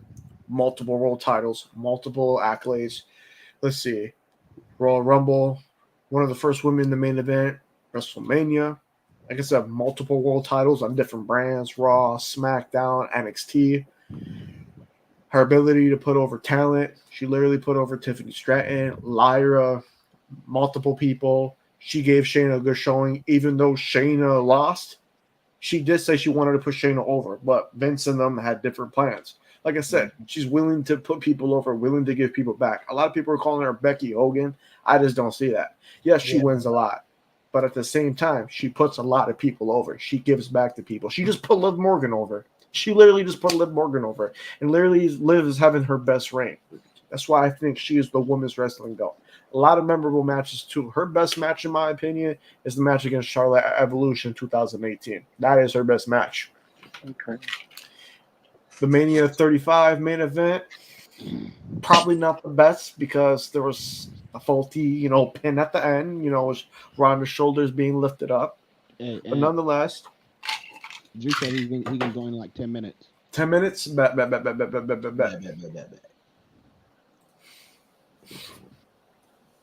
But yeah, that's my case. She's got multiple world championships, multiple accolades, one of the biggest names for women's wrestling, puts people over, great in ring. A lot of people say she's not, but in my opinion, she's really great in ring. So yeah, I mean, who do you guys got? Like that's the thing. Who's your women's wrestling goats? I'd probably say Santina Morello. Real shit. Santina, what? Yeah. No, he's right. End of discussion. Chris won. Nah, but for real, like. Okay, me. I'd probably go with you, and I think Becky. I like Becky. Becky's a solid choice. That's arguably one of Becky. Arguably To me. Me, like right now, I can't say she's the GOAT, but I feel like by the end of her career, I know who you're gonna she say. should. Huh? I know exactly who you're getting ready to say, but go and say it. Yeah. But by the end of her career, she should definitely be the GOAT, and that's Bianca Belair. She's on that trajectory now. a solid pick. And she got a lot of career left in her. So she's on trajectory to be the greatest women's wrestler of all time. Yes. And I agree. No, I gotta agree with that because right now I'm thinking Becky, but later down when it's all said and done, because she still has a lot of years left, I think Bianca's gonna take the Bianca, but Bianca's gonna at be this current moment. Yeah. I'm not mad at people saying Becky. Thinking of the people in that combo, there's Becky, there's Trish Stratus in the combo. Mm-hmm. Charlotte, of course. Charlotte. You can't not say, mention Charlotte. I was gonna say Charlotte is my women's wrestling goal. I remember the last stream when we're doing hot takes. That was one of the hot takes. Charlotte Flair is overrated. Yeah, that was another take. I'm like, wait a minute, we can't really call her overrated if she's done a lot. She really has. She really has. She's done a lot, but a lot of her career has been with the title, and a lot of them title reigns hasn't been good, hasn't been memorable. So it's like we got to see what she can do outside of having that title. She hasn't had too many like feuds with just not involving the title whatsoever. Mm-hmm. So I totally agree with that. We like she never like even though she has one of the most decorated careers, she hasn't really been able to build her own character. She hasn't really been a character. She's just been a figure. If you get what I'm saying. No, I 100% agree Yeah. with you. Like, she's had phenomenal title reigns. She's had some mid-title reigns, but has she really had a feud without a title that makes her credible, that makes her relevant? That's that's the big major question in there. Like, we got to go back and just see what major feud she had without a title. And I really can't remember any. Like, pretty much for most of her career, she's been a champion. Mm-hmm. So I'm just trying to like go back and figure out, okay, when was the time where she didn't have a belt and she was just feuding with somebody just for a feud, personal feud? Can't really think of anything. You can't. But yeah, The combo. It's debatable. Maybe we can make this into a debate. Like this probably could be a debate for a future stream. Like Possibly. we definitely could do that. Mm-hmm. Now we're gonna go on to the next one. We got another one for me. Jinder Mahal had a great heel run, WWE title run. Wait a minute. I don't hate this man. That was around the time I stopped watching. Yeah, I wasn't watching at this time neither. So I don't know how the run actually went. I just know what everybody says, and they say it's ass, which I guess it is Jinder Mahal. I gotta disagree with people. He did a great job as a heel. Like beating, like even though it was questionable beating Shinsuke Nakamura, he did his job. Like just think of it like if JBL were to defeat Eddie Guerrero and people were up in a frenzy about it. That's how I view it. That's literally how I view it. Like I'm not gonna compare Jinder to JBL because they're on two different, spectrums. Yeah. But yeah, I mean, he did his job. He did heel tactics. He cheated his way out of wins, especially using the Sin Bros and the Great Khali, just cheating and shit. Feel like he had a great run. He has a memorable feuds too. Randy, Shinsuke. Hey. I don't hate that take, man. I don't hate it, but like, I didn't hate Jinder's title. I agree with him being a great heel. He knows how to get a crowd Oh reaction. Yeah. for sure. But the thing is, the main one thing WWE I hate, all of us kind of hate, is like whenever somebody's foreign and going to be a heel, it's the same shit. It's the same shtick, yeah. The stereotypes, all that, yeah. Like, yeah, it's like that's the only knock. But Jinder Mahal made it work. Don't hinder the gender. Don't hinder the gender. Don't you hinder the gender now. He made it work. Like I said, he was given the keys, and he started the car, and he drove a couple miles until the car crashed. So, all right. Let's see. How many more we got? Like 20? We got a couple more. I'll rush to see. Make the stream like 2 hours, maybe 2:30. Yeah, we'll do two. We'll do 2.5. We'll do 2.5 because, like I said, we still probably got Drew joining, Savage joining, a couple others joining. They probably could give some takes because at the end, takes that we don't have on here, we could probably just say them and we could just talk about it. Yeah. So yeah, let me just speed run through some stuff. So I just ordered some DoorDash too, so whoa. This one is from Mitri, the homie Mitri to God. Shout out to Mitri. Take away elevation. Judgment Day is greater than the Shield. What he means by elevation? Yeah, please. I'm pretty sure how it elevated the stars into superstardom. Oh, just straight up like what the groups did as they were together? Yup. Yeah, he's right. He's right. There's nothing. Hey, okay, yeah. All I'm gonna say is this: during the Shield days, nobody won the world title. During Judgment Day, who was the world champion? Who was the world champion? Damian Priest won the world title. Rhea was. We had Dom become North American champion. Yo, Savage we had the tag titles, the money in the they ran shit. Yo, what up, dude? What's up? But yeah, nah, he's right. Like once you explained it like that, like strictly for what the groups did together, Judgment Day clears. And I hate to say it, Judgment Yeah, Day. I mean, people are going to be up in a frenzy, wouldn't like that, but it doesn't make sense because, like I said, did the Shield, any other members of the Shield when they were together, did they have a World Championship match or did they win the world title? No, only tag team in the Wait, United wait, States. hold on. Wait, wait. No, going back, well, they did only win like Wait, hold on. one. During that time They frame, won the though, tag titles and during the that, US hold title. on. Wait, hold on. One at a time. Savage, go ahead.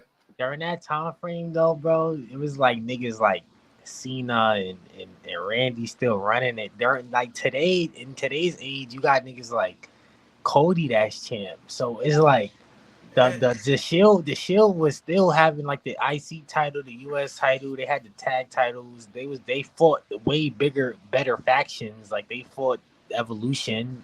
Judgment Day ain't never That's fight. a good. Yeah, that's a good point. That's a good too. point. Yes, Because you got to of the bring stars, out the yeah, matches, that is. like what the groups were doing outside of accomplishments. You got a point. Shield does take that. They beat the Wyatt Yes. Wyatt family. They beat the fucking John Cena and fucking Ryback and fucking Orton, Sheamus. Come on, bro. They beat some super teams. Evolution. Judgment Day really don't got no accolades like that when you looking at their match. Like they don't got no like matches together as a group that you can Right. say. That's true. Like I said, Yeah. this is interesting. This is interesting. This is from the homie Mitri, like I said. Yeah. I mean, he does have a point. Like, Judgment Day could be better than Shield. Like, that is astronomical. That's arguable. I guess. that's arguable, but Nah. I'm taking Shield. I'm taking Shield. We got to see how Overall- everybody's career ends after this, because we see what happened with the Shield's career after they left. After the Shield broke up, generations. And I'm that's be honest, bro. I shit don't to think me. no faction will ever be as dominant and as better than Shield is top 3 factions of all time. Yeah, I ain't like gonna besides lie, Evolution, but bro, they came on I the think scene, Evolution bro, better, but yeah. and they was destroying all the top stars. Judgment Day never came on the scene destroying no top stars, buddy. I ain't gonna lie. Them niggas in mid-card feuds. Rhea had her championship, but the Shield don't got a female, so they can't really compare, women championships. And Damian Priest is the only one that won a belt besides the NXT shit Dominic had. So And the tag titles. oh Yeah, yeah, I I mean, forgot. yeah, But the tag Uso, titles. I mean shit. But the Two-time Shield tag has champions, by the way. Gotta say that. True. the Shield got more of a 3-time, bag. if I'm not mistaken. They got Longest. You're right. Tyler. Yeah, They they got threw better moveset. You're right, TJ. Finn is a Yeah. hooper though. Don't get me wrong. Judgment but- Day 3-time tag champs because they lost it to Cody and Jay and then won it back. So that's 2 right there. And then JD and Finn won it while they were still in Judgment Day technically. Mm-hmm. Yeah. And then don't forget the 3 months straight where Damian Priest was just taking pins and Seth Rollins. Are we gonna forget? You can't forget that. I think if you're gonna talk about the Judgment Day, we gotta talk about them being jobbers for like 4 months. You True. got a With point. Cody and Judgment Day had some lows. They did have lows. Sammy. But Shield didn't We had really to have keep any seeing- lows like that. Yeah, they did it for that period after like SummerSlam last year, like from August to December, where they kept like feuding with Cody and Jay and Sammy. Yeah. Cody, Like- J, Sammy. Cody, J, Sammy. And Cody, they kept J. losing too. Yep, they did. Yeah, Repeating, I remember repeating. that. So yeah, it is a hot take. This is It is a hot take. This is how because I'm thinking about it like, okay, yeah, Priest had a world title, they didn't, but at the same time, if we're talking like everything else, because I thought he was just talking about like the elevation and shit, but if you're talking about everything else, yeah, that's until somebody from Judgment Day has a 1,316-day reign as a world champion, yeah. Shout out Mitri though. Now we're gonna go on to this one. I saw this on Twitter. NXT Kerner, so right now 2.0, so like right now it's better than Black and Gold. I can't speak on this one because I don't know. I could speak on this, and I'm gonna just say I highly disagree. Chris is getting cereal right now, so I'll speak on this because he could speak on it too because I know he's big on NXT and everything. By the way, the CEO herself is going to be delivering my food. Sasha or Yes. Mercedes? What? Mercedes. Oh, Mercedes. Mercedes. is I was gonna say, delivering wait, my Sasha or Mercedes?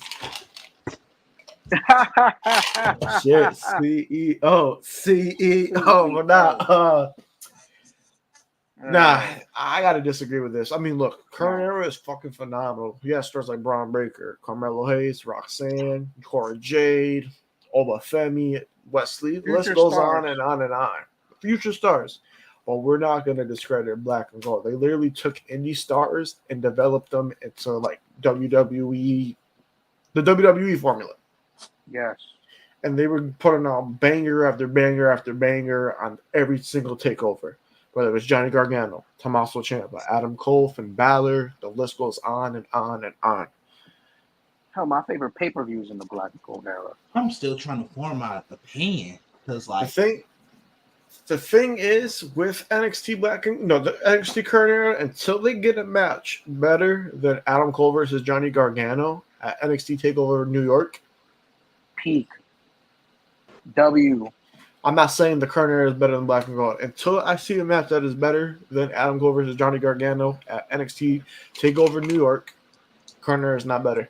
I'll say this: it's not current era. Trying to think. I ain't gonna lie, current era not better, but I think the current era got better stars coming out of NXT.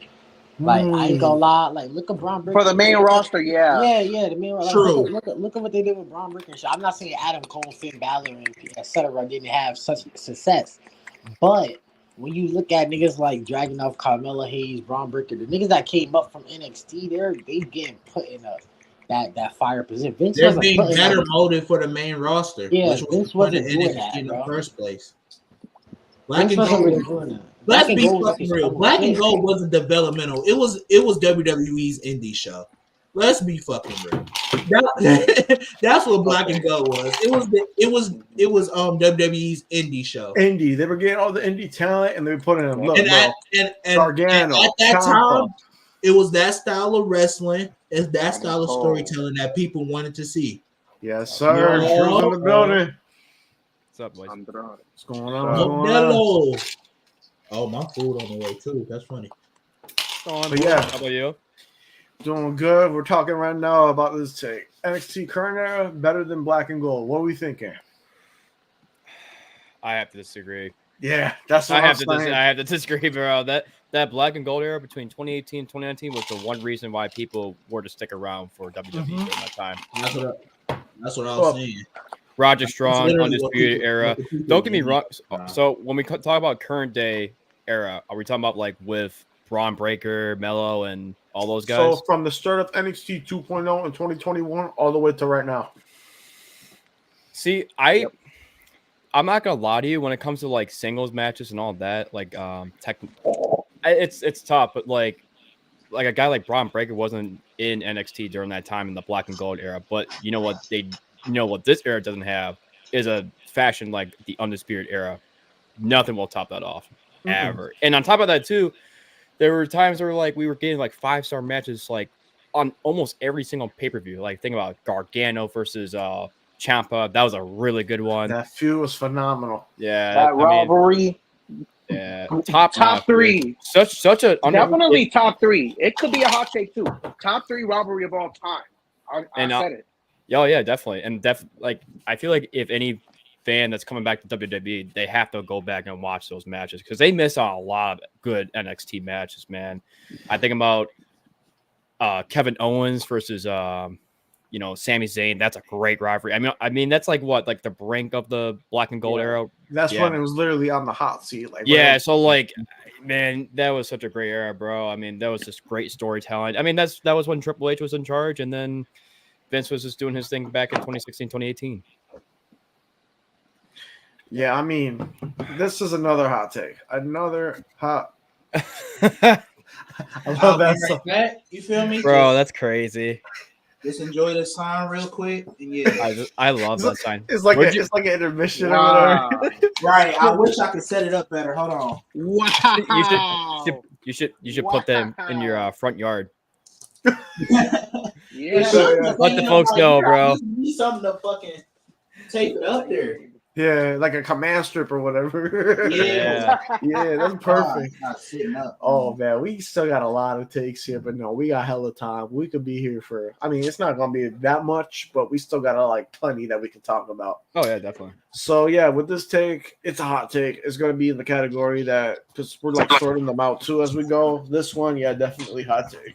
Like I said, and so we see a match better than Gargano versus Cole NXT Takeover in New York. Yeah, bro. This isn't valid.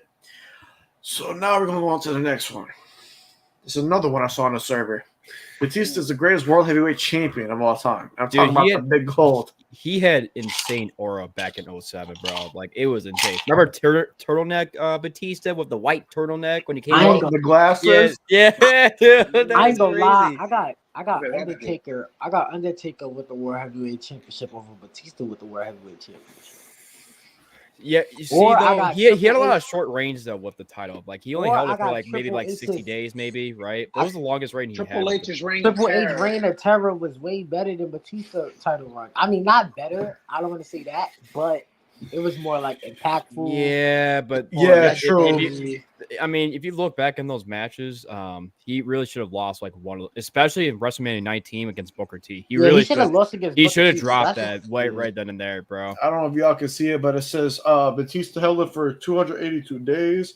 I'm gonna see how much how They long. built him up great, man. I mean, like from the time he was from Evolution, then he went to be a single star. Nah, I mean, they built him up great, good, bro. I mean, they really did. They But the took care greatest of him. of all time, like over Edge, over Triple H, over Undertaker. No, I would say over Edge. I would say over Edge. I would arguably say over Undertaker just because. Wow! Oh no, sir. Hold on, let's see. Hold on. We See, Undertaker, here's let's the thing, though. He looks great with the belt, but the problem was his reigns were just short. They were like 90 days at max.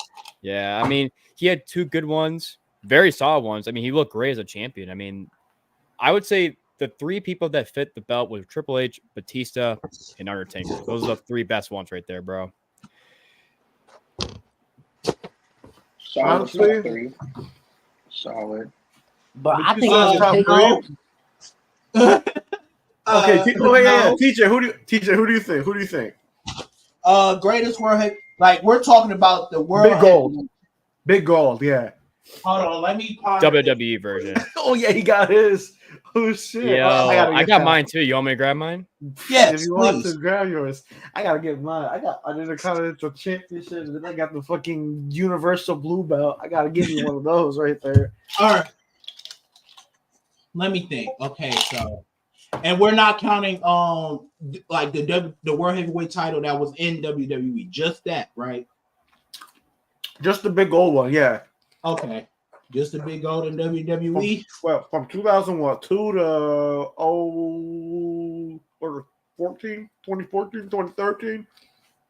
Okay. Batista's up there. You gotta think of Undertaker, of course. Mm-hmm. You gotta think of Edge. Yup. Of course, the Reign of Terror, Triple H. Mm-hmm. Who else? Randy. I feel like those are the main. Those are the five. Triple H, Randy Orton, Edge, Undertaker, and Batista. That's the five you think of when you think of the big gold. I was thinking Punk, but at the same time, it's like Punk just had a great cash in. I didn't really he have. Just had a great cash in. You don't. Yeah, I would lose say that. his first reign was definitely good. I would say his second reign was like okay. You know what I mean? Like Yeah, like Yeah. his feud with Jeff Hardy. That was a really good feud. Oh yeah. Yes, very much was. Great for you. Great. Yeah, with this take, I mean, it's because it's debatable. This is very debatable. It's very debatable, and I feel like honestly, it's between Batista, Undertaker, and Triple H. Yep. For that. Yeah. Those are top three. Those are all interchangeable. Top three. Yeah. Who's the worst? My opinion, it's gotta be Goldberg without a doubt. Yeah. Oh, sure. I'm Goldberg. Oh yeah, it's it could be Goldberg. It could be Who was the worst? Yeah, I would say Goldberg. Alberto Del Rio. Oh yeah. Yeah, it was not that great, bro. Is it not really? The only thing I remember is the bucket by the head that Big Show had, and he botched the kick. And bro, that is like one of my favorite like botches ever. This man was like, "Yeah, I'm about to hit this enziguri. Oh, it slipped. Let me do it again." And then he hits him. And then what makes it worse is that Big Show had to sit there looking stupid. Cause one, why would you hold a bucket there? Why would you hold a bucket there? Straight up, why would you hold a bucket there? You know who had And then for him to miss the first one, so he had to hold it there even longer and pretend like what just happened didn't happen. He didn't, yeah, like he didn't see somebody hit the ropes or whatever. Yeah, that shit was so bad. Is that the 2013 version of that belt with the red strap behind it? Yeah. Wait, Damn, oh, that's talking about crazy. TJ? Oh yeah. That's a sick belt. I like that belt. You know who had an underrated title reign? Honestly, I would say Booker T. When he was Oh yes, King. That's a very underrated. He had a pretty damn good reign, bro. I'll say he's top 5. I say he's on the. Who would you have him over though? Over Booker T? No, I was saying who he said he think he's top 5. Who would So you we have talked him about over? Randy being world heavyweight champion in the top 5, right? Okay, are we talking about? All right, so top 5 for all big gold of all time. Okay, so Triple H has got to be in there, even though that his reign of terror is controversial for many reasons, but he held the title for that long and he had many successful matches, so you got to give him that spot. I would say number 2 or number 3. It's kind of a tie between Batista or Edge for me.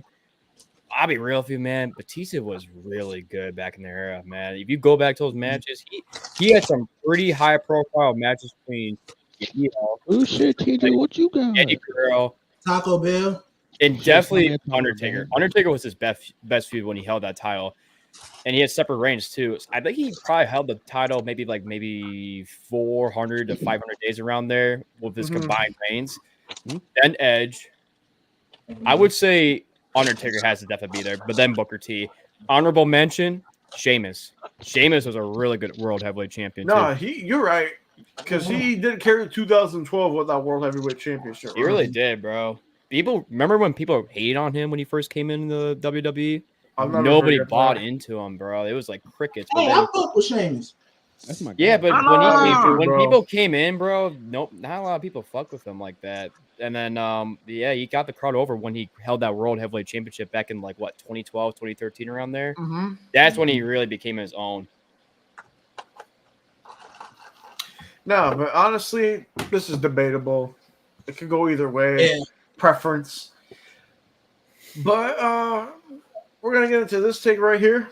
We started off the show talking about this pay-per-view. I did mention this was probably one of the best SummerSlams of all time, but somebody went as far as saying this was the greatest SummerSlam of all time. I've been seeing that take online. Hold on. I ain't I wouldn't say It's wow, quite debatable. Over 2002. I'm gonna say this. I'm gonna say this. 2002 was cooking, bro. I'm gonna let Savage go ahead because he was actually at the show on Saturday, so I'm gonna let him take the. I ain't gonna say the greatest off no biasy shit, but top 5, yes. But definitely top 5. Oh, top 5, without a doubt. I'm not gonna lie, bro. Each match, bro, delivered. No lie, each match delivered. Even the Nia Jackson Bailey match, and that's the match everybody went up to go use the bathroom. That's what I just said earlier in the show, bro. That's what we said. That's crazy. No, it wasn't just a couple of people. When I tell you waves of people were getting up to go to the bathroom. But towards the end of the match, everybody was dead cheering and shit. So I'm not gonna lie, even that match surprised people. I think that was the lowest match. I'm gonna call my girl Nia bathroom break. I ain't gonna lie. Down and watch Nia Jax match. There, buddy. The Nia Jackson version. I ain't gonna lie, bro. TJ, my Nia girlfriend went to the bathroom, bro. I ain't gonna lie to you, bro. She went to the bathroom. I stayed though. I was like, nah, I'm gonna watch it. It's only 7 matches. But she went to the bathroom though. She ain't missed much. But nah, bro. But at the end of the day, though, I feel like that people was fire. When Roman came back, nigga, that ooh-ah pop was crazy, nigga. My voice was going. Nigga, when Roman came out, nigga, like that's how. Bro, much the that pot shit- was loud because you were there. The pot was super loud, right? Because some people were talking about, oh, it wasn't loud, but bro, people gotta Bro. realize like the stadium No, was this is open. this No, what it it was was. This what it insane, was. bro. It wasn't that it wasn't loud. It was the fact that nobody could see him until he got in the ring. Because how they made the entrance, the shit was so Bro. small. Yeah, I that saw Oh my videos on God. social media where I like people hate have their that. phones up and I they just hate like that arena design. I hate it with a passion. I Yeah, hate man, it. I Yeah, couldn't like see none of the curtains and shit. entrances, bro. I had a perfect view of the ring. Like I didn't have no pillars in front of me. But I could not see the entrances at all. I ain't gonna lie. I could only see the shit on the jumbotron.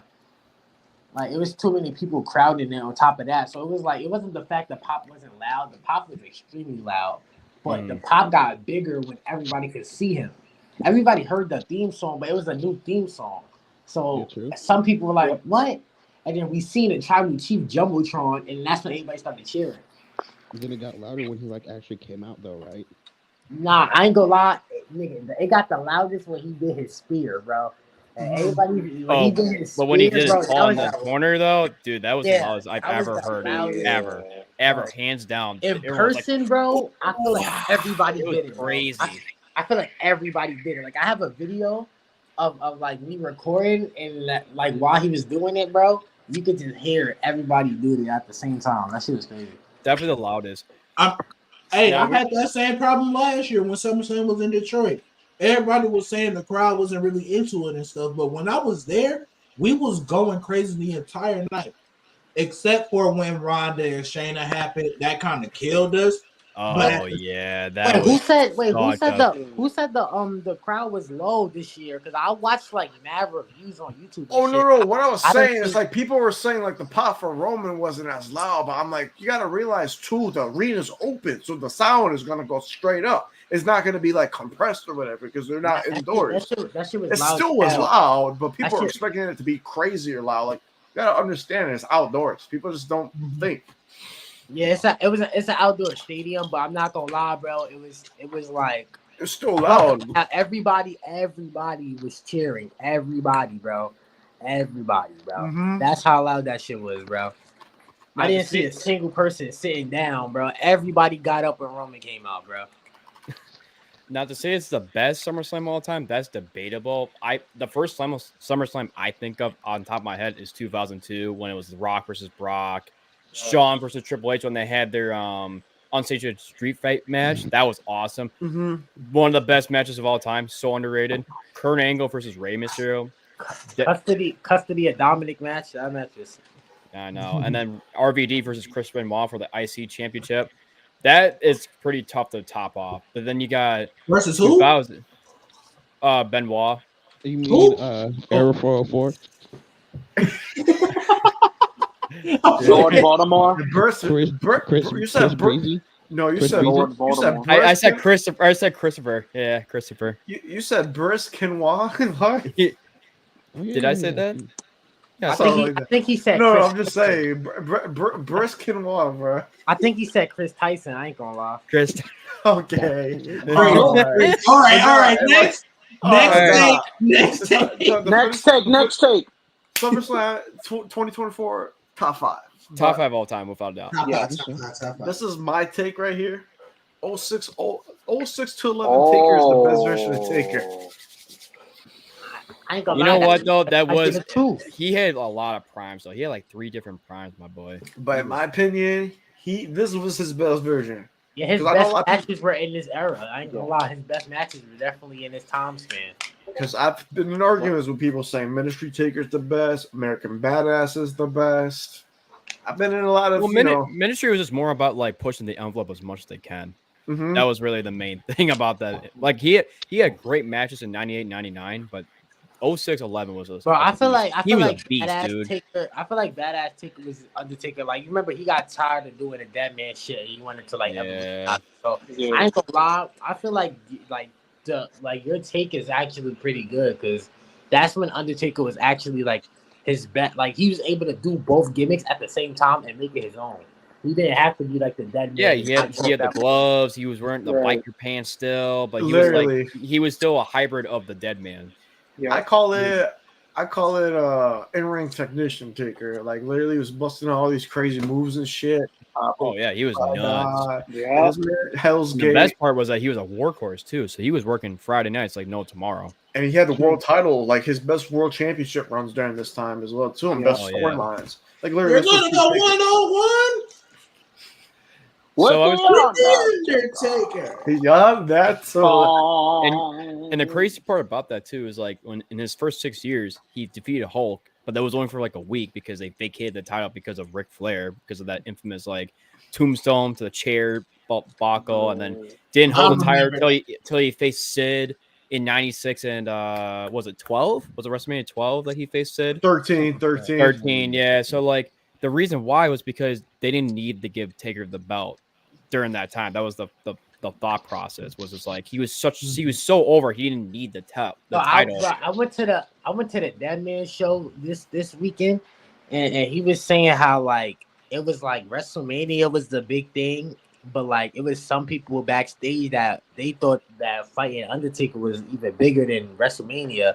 and some people even wanted to do that, and it was even kind of hard for him to find opponents every year to match what he wanted to give to the fans type shit. So yeah, well, he didn't. I mean, he gave suggestions, but didn't he say like he would give suggestions, but Vince was like the final say of like who he Final wanted say. him. Yep. Yeah, well, who he wanted him to pair.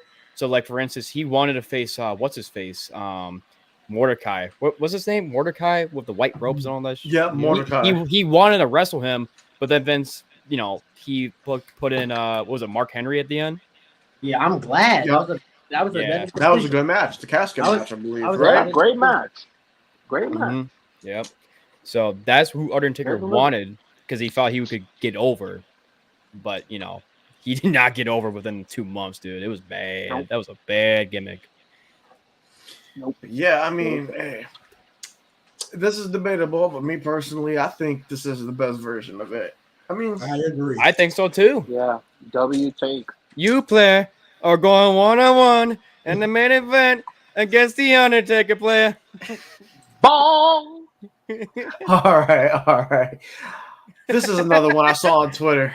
This was like from a random, like somebody posted, Culture Wrestling hot takes, and it was on there. Damian Priest said the best current World Heavyweight Championship reign so far in this lineage, and this one, like the current one. Seth. Hell no. It's Seth. Nigga, I ain't gonna lie. Look, I don't like Seth. Seth Reign was better. No lie. Oh yeah, without a doubt. Nah, and even when he was injured, he still was putting on like bangers on Monday night. Damian Priest shit didn't get good till the end, and if he would have kept it, maybe he could have had the opportunity. But don't even get me wrong. I think this was a good. This was a good reign. It's just like it wasn't long. It wasn't better than Seth. It wasn't Seth the had best. it longer. Seth had more memorable matches, and yeah. My only problem with Damian Priest's reign, he never got that clean win. Yep. That's true too. That was the storyline for his entire reign. He wanted to do it on his own. He wanted to prove that he can hold it on his own. True. And he never got that win, which I hate. Because the Jey Uso match, Judgment Day got involved. The match against Drew, Punk got involved and all that shit. Yeah. And Money in the Bank. It was always something. Seth, McIntyre, Punk got involved with that shit too. Yeah, there's always something. But now when he fought Gunther, that all came back to him. Like Balor got involved and cost Damian the actual match. So that's good storytelling right there. That's fucking crazy. And on top of that, he had so many title defenses on Monday Night Raw too. Mm-hmm. Like, not Seth did, but Priest had he had a couple of them. I'm talking about Priest right now. Oh, he had a couple of them on Raw, but then here comes Seth. He's like having at least 2 title defenses before the pay-per-view even happens, at least. Yeah. This wasn't. Yeah, Seth is better. Seth was the best. Oh, without a doubt. Now this is a good one. Big E's the best New Day member. Nope. Ooh. Love Big E. Love Big E like motherfucker. But we all know who it is. I just thought this would be good because I didn't know if anybody would be like, "Oh, I agree." Bro, Kofi is the best New Day member. I do not care. Yep. He's the blood. Yeah, he's definitely the One word. Kofi Mania. Kofi Mania. Yeah, he's the blood and soul of the New Day, without a doubt. Yeah. But I will say though, Xavier Woods, I don't think he gets enough appreciation. Yeah, I think he gonna turn heel. I ain't gonna lie. I think Yep, you saw what he was doing. y'all saw last night. He wasn't feeling it with Odyssey Jones. No, Yeah, I know. I say this saw right that, now. and I'm like, If Triple H break up the New Day, he racist. bro, y'all see what Kofi. I see what No, Kofi crazy. posted. That's crazy. Y'all see what Kofi posted? Kofi posted all the groups that broke up in the time span that the New Day was together. Like literally every group. Literally. Goldust. I don't want the New Day to break up, though. You know what I mean? Why? Like after 10 it would be years, so sad, bro. It would be so sad. It's gonna be heartbreaking. yeah. Oh, It's gonna be heartbreaking. And the fact that it's been like 10 years already since they But I became can't on TV. imagine a heel Xavier Woods. You know what I mean? That's just so hard to imagine because Yeah, it's been it's like they've been faces for so long since like they came into WWE pretty much. Mhm. I don't They've plan done on the New Day seeing for 10 years now. 10 years. This year's gonna be 10 years since the New Day. it's already been 10 years. Yeah, it already happened. Yeah. Read the tape. So this is another one. This is actually something I came up with. So the Usos whole thing so close now is better than the current one. Dallas's Day One ish. Not saying Dawson's Day One ish is bad. So close now to me is honestly, I don't fuck with it. I don't think it's that good. Ooh. So face paint Usos? Face paint Yeah. Usos this thing. I don't know. No, let me stop. Bro, I ain't gonna lie, bro. Them niggas is jobbers. Whoever made this, they were jobbers. Bro. Sorry. Damn. I love Damn. them. I used to create them niggas. Without the Day One ish gimmick, they wouldn't have been as like touted as one of the great tag teams of all time. Like, yeah, we all knew that they were great wrestlers in the ring and they had great chemistry towards one another, but like without this gimmick, they wouldn't be considered as one of the greatest tag teams of all time. True. It's just like with the theme song itself. It's just I like the old one. Like, don't get me wrong, I love the new one. Like, I love the new one, but the old one. Nah, I ain't gonna lie. The chant they used to do, the haku. I don't The know. Haku chant, yeah. Yeah, they used to do that shit. Nah, that shit used to be fire, bro. I ain't gonna lie. 2K14, Yeah. they had it hidden in 2K14. That's But yeah, the songs, I agree, low key. I agree, low key. Because of course, day one is good, but it's basic. It's that one. It was a purebred song. It got lyrics, and it's not like that song is corny either. No, it's not. No. It's a good song. And also too, like with the Day One ish, they had such great promo skills too, bro. Like like anytime they had the mic, everybody was paying attention to them. There was not like a time where like everybody's going to the bathroom or anything. They're just like they're saying all this shit about like we're in the Ben and Jersey. Nope. That sort of shit. And they sync up so well and it's so entertaining. This crowd engagement, just development, like this second phase into their career, like it literally skyrocketed them to newer heights and to like go status. Yeah. But now let's see, because we still got a lot of takes here. I'm gonna actually go through the ones I feel like we'll have a good conversation about, not like quick ones. This one right here. MJF is the greatest AEW wrestler ever. Okay. Are we talking about like just their title reigns in general or just kind of like just all time, just basically everything all time. At this point, all time. This is a take I saw on Twitter too. Wow. Oh boy. Because I'm gonna just say this right now. I strongly disagree. Yeah. Strongly disagree. I want to hear what y'all say first. I'm not gonna lie. I'll let Drew say what he's got to say first, then Chris, and then I'll say, and then whoever. From my perspective, I do agree, but I got to hear what y'all say first before I finalize that decision. So as far as like homegrown talents go, I would say he's definitely the cream of the crop, without the doubt, right? He started from the bottom of that. Well, not really the bottom, but he was, not really. He was kind of a nobody before he came in and didn't get that. If he didn't get that call from Cody Rhodes, MJF wouldn't be as big as he is today. So there's no doubt about that. Right. But the thing is, though, like as far as best wrestling goes, I mean, he's definitely top 2, top 3 on the mic, without a doubt. Every time you see him on television, coming a promo, he is without a doubt must-see television.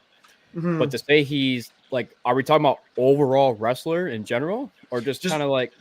honestly, every aspect, championship reigns, memorable moments, wrestling, literally everything in AEW. I mean, Everything he's done. the first person I think of when it comes to AEW is Kenny Omega. Yep. Well, yeah. So like, Same here. he's just like, it's not like a diss on MJF, but it's like, dude, Kenny Omega, when he came in, he was such a big deal. And I'm not gonna lie, when he first was in AEW, he wasn't like getting over. I'm not gonna lie to you. Same thing goes to MJF in a certain degree. But here's the difference between Kenny Omega and MJF. Kenny Omega, we all knew could put up like 6-star matches and all that crap. I mean, he had Wrestle Kingdom matches between him and Okada. He had one against what was the other one? There's so many he had. Naito, Okada, just great feuds in general. But like Omega, when he held those titles and he was the belt collector, that was AEW, man. That's what I think of when peak prime AEW. I think of him. I think of Hangman holding on to the title. I'm not gonna say Hangman's the best AEW wrestler ever. I'm just saying, just make a comparison. When MJF held the title, people weren't really paying attention. You know what I mean? Like you could tell, like AEW kind of dipped. You know what I mean? If you're considered as the greatest wrestler in AEW, you have to be the status quo of like Kenny Omega and all these other guys. John Moxley. I know other people like to make the argument that he's the best wrestler too. So I would say MJF belongs in the discussion, but I wouldn't say he's the absolute best. Okay. Okay, Chris, what are we thinking? Because I know My you're fault. a big AEW. Yeah, you're good, bro. I was muted, but Drew, I like what Drew said a lot. Where it's like MJF is able to be in the discussion, but like he needs to do a little bit more, and then we can start having that serious conversation. But for me, I'm gonna give it to Mox. He really held that shit down in 2020. Oh yeah, dude. I respect. He had that. a phenomenal reign. No, I respect that 100%. Because me personally, like I said, Kenny Omega is the greatest Kenny Omega's greatest AEW wrestler. The championship reign, obviously the elite matches he's had. He's been there since day one. Milk collector, dude. That reign was insane. I think of him with like all those belts and like the Impact Championship on his chest. Then he has the TNT or TNA belt on his around his neck. Then he's got the AAA Championship, and he's got the, you know what I mean? I mean that's so iconic, dude. All like that match was a double nothing between Cassidy and Pac. Yeah, dude, like that's so iconic. And MJF, he hasn't had that moment yet. You know what I mean? That, don't get me wrong, he has aura, but Omega was on a whole, like he was on a different stratosphere than everybody else. The only one that could have compared to him was Roman Reigns. Yep. During that time, 100%. Yeah, I remember that. I remember, yeah. So there was debates of like who was the actual wrestler, the number one wrestler of 2021. Is it Kenny or is it Roman? Oh my God, those were peak times. Those were peak times. I miss those times too. That was when wrestling was like really good. Especially with the conditions the world was in, wrestling was fun at that time. Oh yeah. I ain't gonna lie. I think we surpassed that point at this point. I think 2023 is better than 2021. Oh shit! I ain't gonna lie. I think 2024 got the potential to be better than 2021 and 2023. I ain't gonna lie. And look, we had a way better SummerSlam. We had a way better SummerSlam than we had last year, bro. We're not even halfway through the year yet. We still got Brock Lesnar to come back, hopefully. We still got fucking The Rock to come back. We still got Seth versus CM Punk at Mania. We still got Roman versus Cody 3 or Roman versus Rock. Wherever they choose, bro, I think we eating good. And then over there at AEW, you got fucking Bryan Danielson versus Swerve. That shit gonna be heat. I don't know what other match. Title versus career match. Live reaction coming soon. Oh shit! You going to Wembley? No. Oh no. You guys got like $50K in your pocket? I wish, but now, yeah, like I said, tears might be shed. This is a super. There will be. Oh yeah, there will. But can I get what I gotta say about this? Yeah. Go ahead. Yeah. Okay. So hearing everybody, it all makes sense. But how I'm looking at the question, like the greatest AEW wrestler of all time, I'm thinking of it as the greatest wrestler AEW created.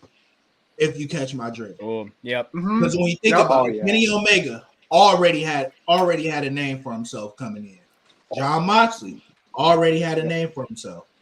Yep. MJF didn't get his due until he started making a name for himself in AEW. So he's I'm thinking of it as anybody who was homegrown and had success is MJF. He's Yeah, I really agree. the only homegrown AEW talent to have mainstream success. And I did Now agree you was that. right about when MJF world title reign, like he wasn't the main center point, but that was because that was in the middle of a lot of that controversy that was happening with the Bucks and Punk and all. shit, Joe Hendry, Hooper. So yeah. Oh, he's So wrestling even now? though his world title Yeah, didn't he get the just- spotlight it he's on- deserved, He's having a match right it now. was a great title reign. It was a really great And title reign. And I I think do about, feel like, go ahead. but if we talk about all wrestlers that was in AEW, it's not MJF. It will probably be Kenny Omega or John Mox. Yeah. But from how I'm thinking of it, the greatest wrestler that AEW had, that AEW created, is MJF. Ooh, I like. So as far as like homegrown talents go, top 3 for me, MJF is definitely number 1. Number 2, I know people don't like him, Orange Cassidy. Got give his flowers where it's due. I know people don't like him, but guess what? No, but he did, like, as much as we give him shit, he does have a point. Like homegrown, because we only knew him from like the indies and stuff, like those bingo halls and shit. I'll But be when he- real with once he you. I went to didn't know AEW, about him till AEW, dude. Dead ass. Didn't know about him until AEW. No, because I saw his like big. No, I made he's right. one viral clip from him before AEW, but other than that, I didn't know him up until. I found out about him the first ever match, the Casino Battle Royal, where he was Yes. and had the hands in the pockets and shit. That was the first Same time. thing goes Yeah. with MJF. I didn't know anything about MJF till that casino match. Yeah, and then thirdly, I mean, I I guess you could saw say him in, homegrown like, because one he or wasn't two as episodes over in as he was in GTS. New Japan. But I might have to give it to Hangman. I think Heyman deserves that number 3 spot. You say Hangman homegrown? No, no. Because he was Ring of Honor. I would say, pretty yeah, much he's Ring of- Ring of Honor, but like, he was Ring of Honor New Japan. He had a That's big true. placement in like the Bullet Club. that's true. Yeah. I mean, That's I'll think it's about like, the number it's 3 tough spot. to Give me a really second. say because like All right. a lot of their talent right now isn't homegrown. A lot of their talent comes from other places. So you got to give it like some more time. You got to give it some more time for them to have more homegrown talent.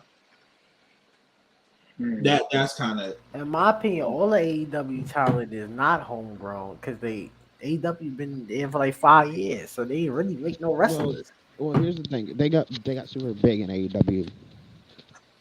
Oh, you mean like career? I thought y'all Yeah, was like talking their about like career. just starting off like wrestling, like learning and shit.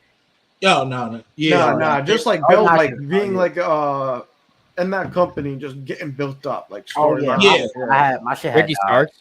I mean, okay, here's the thing though. Ricky Starks started in NWA before he came to the picture, but he got NWA. pretty over pretty quickly though. They stopped his push, so do it count? Yeah, you're right. Yeah. It was over some petty shit too. Like I ain't gonna lie, like the promo wasn't that bad. I mean, Ed just got showed up with that If promo. Edge really stifled bro push because of that comment, Bro, you know he did, bro. You know it, bro. You know Tony Khan is a yes man, and you know after that, bro, you get to see Adam Copeland's face during that moment. It's so real. I'm gonna just say this: it's all good because once those contracts up and all that, he's gonna go on over to NXT. Yeah, and I'll be actually, happy, man. I got the homegrown talent, Darby Allin. True. I know. You know what? I totally forgot about Darby. I was like, Darby Allin is so underrated. It's because he do stupid shit. But it's like he gotta calm down. He does stupid shit, but like he want to be he's Jeff good for Hardy what he so does, but, bad. like, stop. He want to be Jeff Hardy so bad. I was gonna end up in a wheelchair like Lex. That's terrible. Lex Like Luger. Jeff And Hardy he wants to was climb trying- Mount Everest. That's the Get thing. out of Jeff here with Hardy that. wasn't trying to be anybody. Jeff Hardy was just being himself. I ain't gonna lie. Darby I Allin hope. was Jeff Hardy. Wait. All right, we're gonna go on the next one. Let me say something about Drew. We can talk about AEW. We can talk about AEW for a whole other stream. I think we're gonna do one thing real quick. What's the one thing? What's the one? I was there when Orange Cassidy made his big debut at All Out. That's all I'll say. That was gas. That nigga's He was- whack, bro. I'm He is sorry. not, bro. Yeah, I'm sorry. we can Alex talk about him Cassidy all is day, so bro. hit and miss for me. He isn't really liking me though. He's like, Like I I I said, will we can say, we can though, talk we Just can like talk Jack about Perry, whack. I will you say, look like a school teacher. I can't take it seriously, bro. I will say though, just to wrap up Orange Cassidy, he amplified the All International Championship. I will say that he gave it the workhorse compliment with that championship. However, what I don't like is how his ring philosophy works in the ring. That pisses me off so much. How is a little guy that weighs like 185, has Superman powers, like Now no let's see how cell much shit? he I'm weighs. like, I can't believe this guy. Hold on, yo, Drew. We gonna Oh, see how much he Who weighs right no now. sells a Hold on. Destroyer? Let's move on. Let's move on. We still That's got a what lot. I had to Like, we say. could be here all day talking Okay. about AEW, but let's Stone move on Cold- because we still hold got on. a lot. Oh yeah, he Yeah. is So 180. this is one of the homies here, my homie James. Shout out James. He says Stone Cold's beatdowns is the greatest shtick in WWE history. Meaning like Okay, the greatest like Shtick. So like, Like, give me one what would thing we define as basically. that? Cause Like the milk truck, being Booker T in the grocery store, showing up at like the bingo Oh, hall, like basically how just about- showing up yeah. no Nah, everywhere, hold just on. beating people up. Hold How on. about the that one is- where he like jumps off from the top of the truck and he jumps onto The Vince truck, McMahon? the Zamboni. That was I so feel like awesome. we Yeah. missing. I feel like we missing somebody that got something really good that's in contention with Stone Cold. okay, when I think of shtick, it's like something they continuously do and synonymous for it, right? It's the homie right here. He's watching. Oh yeah. Oh, he Oh, in like this the whole already. listen, Yeah, hold on, listen, I got one. Yeah. What about the Undertaker like sit up? Like That's what I was dead ass just about to say. That Savage. Yep. I was dead ass just about to say Undertaker sit up. No. That's up there. Oh boy. What else? Oh, the No, flare see- flop. The flare flop, Booker T, spin a Oh, yeah, the Rooney. flare flop. Yeah. The Mhm. spin a Rooney. Spinneroni. Yeah. Mhm. What else? Spin on Rooney. Oh man. Shit, what else? What else? I'm trying to think.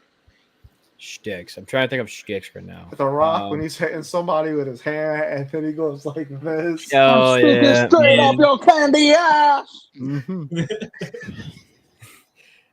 What? Oh no. But yeah, I mean, like me personally, I think it is like a top five. Yeah. Oh no, top three in my opinion. Top three? Yeah. I say Oh, top That's five. God. That's something you. I mean, nothing gets a crowd pop. Because A stock guy. but he doesn't really he doesn't really watch it at all. He just knows like the main, he's a casual like that. But like It's that makes a great mankind. point though. Okay, That's here's the all that makes a great point because Educated, if let's the Who's casual the can side point out guy? He talk about mankind. Talking about Mankind. mankind. the sack guy. You No, gotta be talking that makes a about great point though. mankind. As a casual, when you think of that unanimously thinks like, oh, like when I think of WWE, I think about the setup with the Undertaker. Everybody knows about the setup for the Undertaker. Everybody knows the beatdown for Stone Cold. I mean, you're not unanimously just great.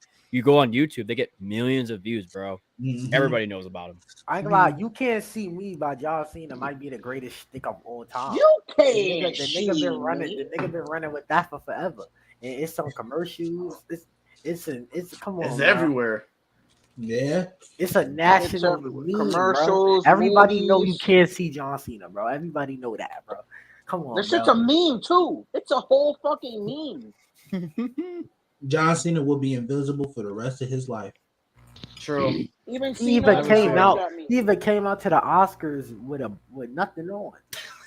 He was wilding right there. Yeah, hey, I ain't pause, see bro. I nothing. think that was the day we all saw John. Hey, yo, wait, I ain't see nothing. I don't know what you seen. Pause. Smooth. I don't know. I ain't seen nothing, but I ain't Smooth seen something. Oh yeah, Pause. he got the Pause. chase the other day at work. That's crazy. Wait. We talked to Drew. Hey, Drew, you trying to sell me that Jamie figure real quick, bro? I'm gonna need that. Fuck you. I'm selling it for 75. All right, bro. But yeah, I mean, it is top three, top five. I Mhm. think it's debatable. But now we're gonna go on to the next one right here. This one, I'm not even gonna say anything. Oh my Yeah. god. People are ungrateful. Have you seen the France one? Did you see when Jay Puerto Uso made his Rico. entrance? That's funny. France. We had to take about it earlier. Made it bad time. London. Oos. boom, boom, boom. I mean, that shit is hard, man. We'll just move on to the next one. I just wanted to put this in here because This is not a hot take. This is just idiocity. This is garbage. BS. ignorance. BS. Put the All right. fries in the bag, bro. All right. So this is another one that we've discussed many times throughout streams, especially during the theme song draft that we did. My time to game. Okay. Ooh. Wait a minute, See- wait a minute. Joe, I swear to God, Josh Alexander shows up during this segment. Hold on. What? I ain't What? gonna lie, what Josh are we- Alexander. might be- Wait. We'll take a break. We'll take a break real quick. We'll take a break here. I'm going on Like I said, Twitch. I Yep, can't go I'm on go- TikTok. Wait, what happened? What happened? Josh Alexander must show up against Joe Hendry. Because they got What? Believe in Joe Hendry. Turn that shit on, bro. We're I gonna believe in See if it happens. Joe Hendry. You said Giles Alexander might he appear? Hold might on, he let me might. read. Yeah, there was rumors. And they're Oh feuding my right now. Mexico. Let's see if it Bro, I ain't happens. gonna lie, I'm happy I was fucking with Joe Joe Hendry months Hendry. ago That's when my that guy shit there. even came out. I Is it on I Sci-Fi? believe. seen that shit. It's on Sci-Fi. Okay. Yeah. Oh, here we go. Joe Hendry's out. Oh boy. No. Oh, he's doing the way. way. I forgot the lyrics. Joe Hendry might Oh, go. I don't want to show it because copyright. Yeah, copyright. Yeah. I forgot this was on tonight. I'm not gonna lie to you. It would make so much sense for Josh Alexander to show up though. Bro, wait, y'all heard the announcement that CM Punk and Randy Orton gonna be on NXT? NXT, yeah. Yeah, they're gonna be the referees, I think, Yep. right? Yo, bro, that's fucking crazy. Nah, that's some cheating shit. That's For cheating. this, that's for the CW. Imagine being able to just put the legends on as fucking special good referees of the fucking developmental. It didn't happen. All right. Damn. So where were we? Oh yeah, my time to That's game. it. So yeah, I think this is for me. I've said it many times. We've said it many times on multiple people. Triple H's OG theme when he became Triple H is better than the game. The one Y'all that we all- niggas is Hey, I'm not gonna lie. You know that one, I forgot which one it was. The one he uses Hunter Hearst Assembly. That shit clears both. what? Something Yeah, like that, right? Yeah, Yeah. Bro, I don't like Talking that. about I don't like the- that. Y'all like- tasting Wait, theme songs, bro. Wait, you're talking about the one when he was Hunter Hearst Helmsley from 1995? Hey, that shit fire, White fire, boy, boy. yeah. That shit is actually so fire. I love it. I don't know why. I just like it. I think it's so good. It's not better, but Shout out to the Nah. fact that he would have been 1996 King in the Ring winner if that The current curtain call didn't didn't happen. happen. Yup. Yep. Mm-hmm. All right. But honestly, I disagree. But it's probably because I grew up with the game versus my game. time. Yeah. Yeah. Okay, so here's the thing though, right? So the game, it meant something different. Like it definitely met his like gimmick. While Mhm. my time is just a young and arrogant Triple H, if that makes sense. You know what I mean? Like Yeah. they both have their own meanings, but like for the majority part of Triple H's career, you think of the game more than my time because my time he's trying to prove himself. Like literally, the lyrics is literally about him trying to prove himself to the corporation and all the people that are higher ups. While the game is, oh, I know I'm the shit, and I know I'm the game. I am the top. Like literally, his reign of terror. I mean, that's just the best way to describe the game. Like he was the reign of terror. Yeah, pretty I much. mean, yeah. Like I said, this is debatable too. Bro, I ain't gonna lie, bro. I just got my time. Look, I don't. What makes so? What do y'all judge theme songs by? Like, What we like. Based on how it fits the gimmick during this Well, time. I base it how what I like. Yeah, What I it's like what I based like. on enjoyment. Yeah. Not just What how I I enjoy enjoy it. it. Look, I think it's just niggas' music taste at this point because It like, is. in Yeah, a way, genuinely. Yeah, like, genuinely, yeah. the game Yeah. is iconic, bro. But I ain't gonna lie, I could throw my time on, nigga. And when they get to the verses, nigga, if I'm in a mood, I'm rapping them shit. So, bro, I ain't gonna lie, bro. I think it's his musical opinion, bro. But that's why I'm asking, what y'all judge it by? 'Cause we judge it by the Yeah. like, I'm gonna Yeah. tell you like right now, character. it definitely is based off music opinion because everybody loves Burning My Light except me. Yeah. It's so mid 2000s if that makes sense. Yeah. You know what I feel mean? you. Yeah. Yeah. All right. So yeah. Let's see. I'm not gonna do that one. Not gonna do that one. I This thought is you- from X. X. If you're watching this is his take. Shout out to X. Liv Morgan's title reign right now is better than Rhea Ripley's title reign that she What? had. No, I ain't gonna lie. That's not Yeah, bad. I'm That's sorry, not a but bad. That's a good. Yeah, I agree. I agree. That's not a bad take. I agree. I'm gonna put it this way: Liv has had a more defenses as of recent than Rhea did in her whole reign. That's Because true. the only defenses I remember Rhea having was against Natalia. Hold on, there's a T code though, and there's a T code. If we count in the Charlotte match, Yeah. Okay. Here's the thing, though. At Rhea delivered Mania? more high quality matches with like literally the first match I think of on top of like everything else is that Becky versus Rhea's match. Look who we And then- got. and then- I and then- Ain't no way. This the uh, merch. Ain't But no also- way. Yo, It's the burger merchant. All right, chill. Don't call him that. Don't call him that. Okay. Don't call him that. Don't Hey, call him Smoke. Hey, Smoke. How do you feel about CM Punk leaving? You got jokes. he's still I the do. best in the world. Okay. Mm-hmm. All right. Wait, how is he the best in the world if he lost though? He's You still beat the best in the Exactly. world. You beat the best in the world, then you're the best in the bro. world. Oh yeah, my bad Drew, for cutting you him. off. CM Punk. Continue. Oh shit, my bad. No, you're good. You're good. Because I just saw, I saw you. I'm like, oh shit. Because we're like, we still got a lot more takes. Yeah, I want to hear what you got to say. We went over a bunch of your All right. takes. That you Yeah, I'll be sent right back. in. All All right. right, I knew I gave out a lot of takes to you, but All right. Liv, We can go Liv back. title reign joint. Bro, it's not like you in Actually- that tunnel. Yeah, are you in like a bathroom or some shit? Like, damn. My God. Oh, I just got here. I'm in my living room. He's back. Oh, okay, So okay. out. But now, let me hear what you got to say about this. We'll go to your takes at the end. We'll go at your takes at the end. I'll let you explain yourself. Liv title reign greater than Rhea's title reign. You know what? The way Liv's title reign has been built up so far, at least this current run, I would have to agree.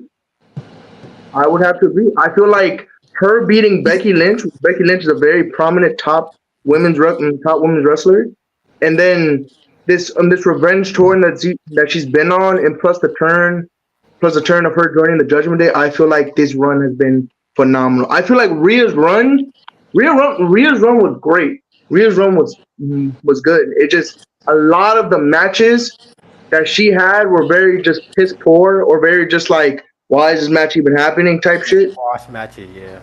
Yeah, squash matches. She was just running through the roster and shit. Like whether it was Raquel, Natalia. The thing is, there wasn't too many women during Rhea's reign that can meet that name quality that she had. Yeah. A lot of the feuds and the wrestlers she was facing just wasn't up to par with her in terms of popularity. That was the Seth Rollins issue, bro. No, Yeah. It was. There's only a limited amount of people like Shinsuke, Finn. bro. I don't think it was Shinsuke or Finn. It was just Drew and Damien at one point. Wait, Once for real? Damien lost the first, like the second time, I gave up on him. And Drew was like the only real contention I see to really defeat Seth, bro. Yeah. That was the problem. That was the problem with Damien's reign. And the thing is, Damien's reign was actually really fucking good and really fucking underrated. The thing is, there was not a lot of top talent for Damien to face, and that was the thing. That's why I love the way that they're starting off Gunther's reign with bringing in top stars like Randy Orton to be his first opponent for the World Heavyweight title. Because I'm letting you know right now, Gunther's gonna have one fucking hell of a run at champion. I know I put a hot take in that we're gonna talk about later, but this man, We already talked about it. so we can go back to it real quick. We can go back to it real quick. That take was interesting. Oh no, he You wants are out of to your pass- fucking he wants to mind. pass it, but he's Yeah. gonna be like, Gunther, no lie. Yeah, so my original words when I sent it to Ant was Gunther will get close, if not surpass Reigns He did say 1000. get close. I'm not gonna lie, he did say get close, but for the thing I just put will on surpass. their title reign. So He won't sniff three. He won't sniff. He won't even sniff 600 days as world champion. hold on, no, TJ, hear me out right. every single title that Gunther has held throughout his entire career in WWE, he has broken records. UK Championship broke record. Intercontinental Championship broke record. This World Heavyweight title reign is going to probably be one of the best World Heavyweight title reigns that we've seen from this new World Heavyweight title. This new World Heavyweight title. I say, granted, they're probably not gonna want to touch Roman Reigns' record, knowing how high up and knowing how significant Roman Reigns' record was. I say at least Gunther gets close.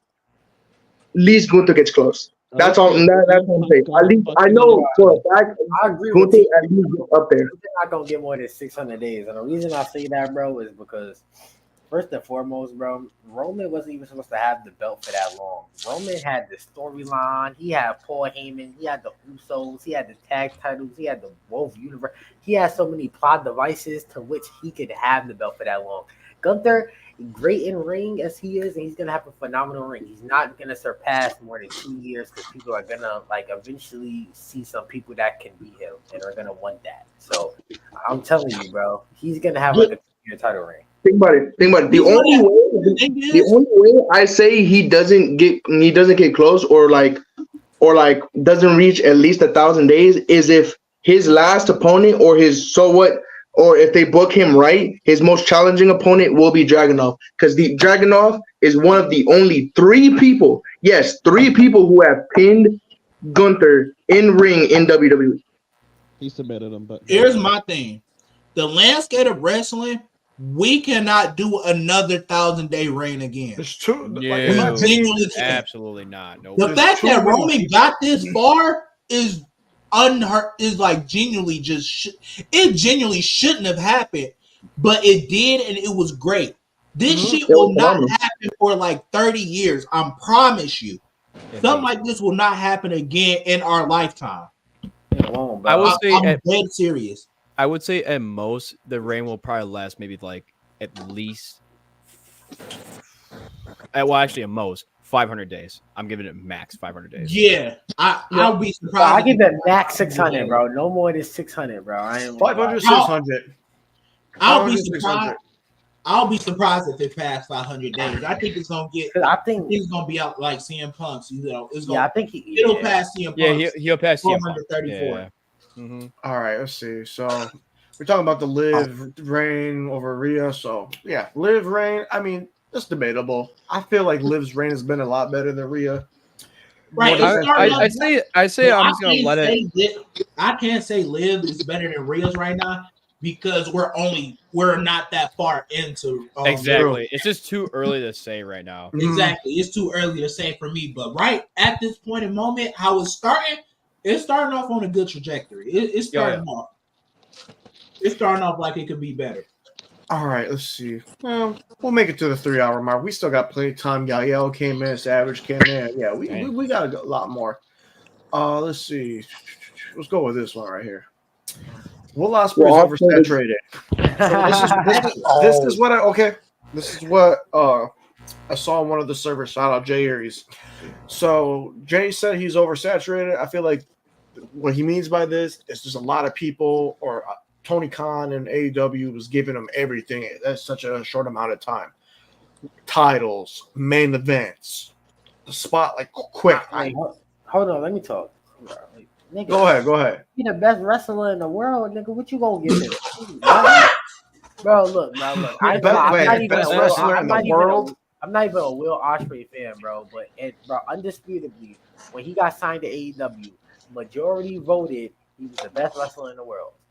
Actually, matter of fact, hold on. Majority of IWC, majority of like the wrestling community in general, I feel like was saying Will Ospreay is the best wrestler in the world, bro.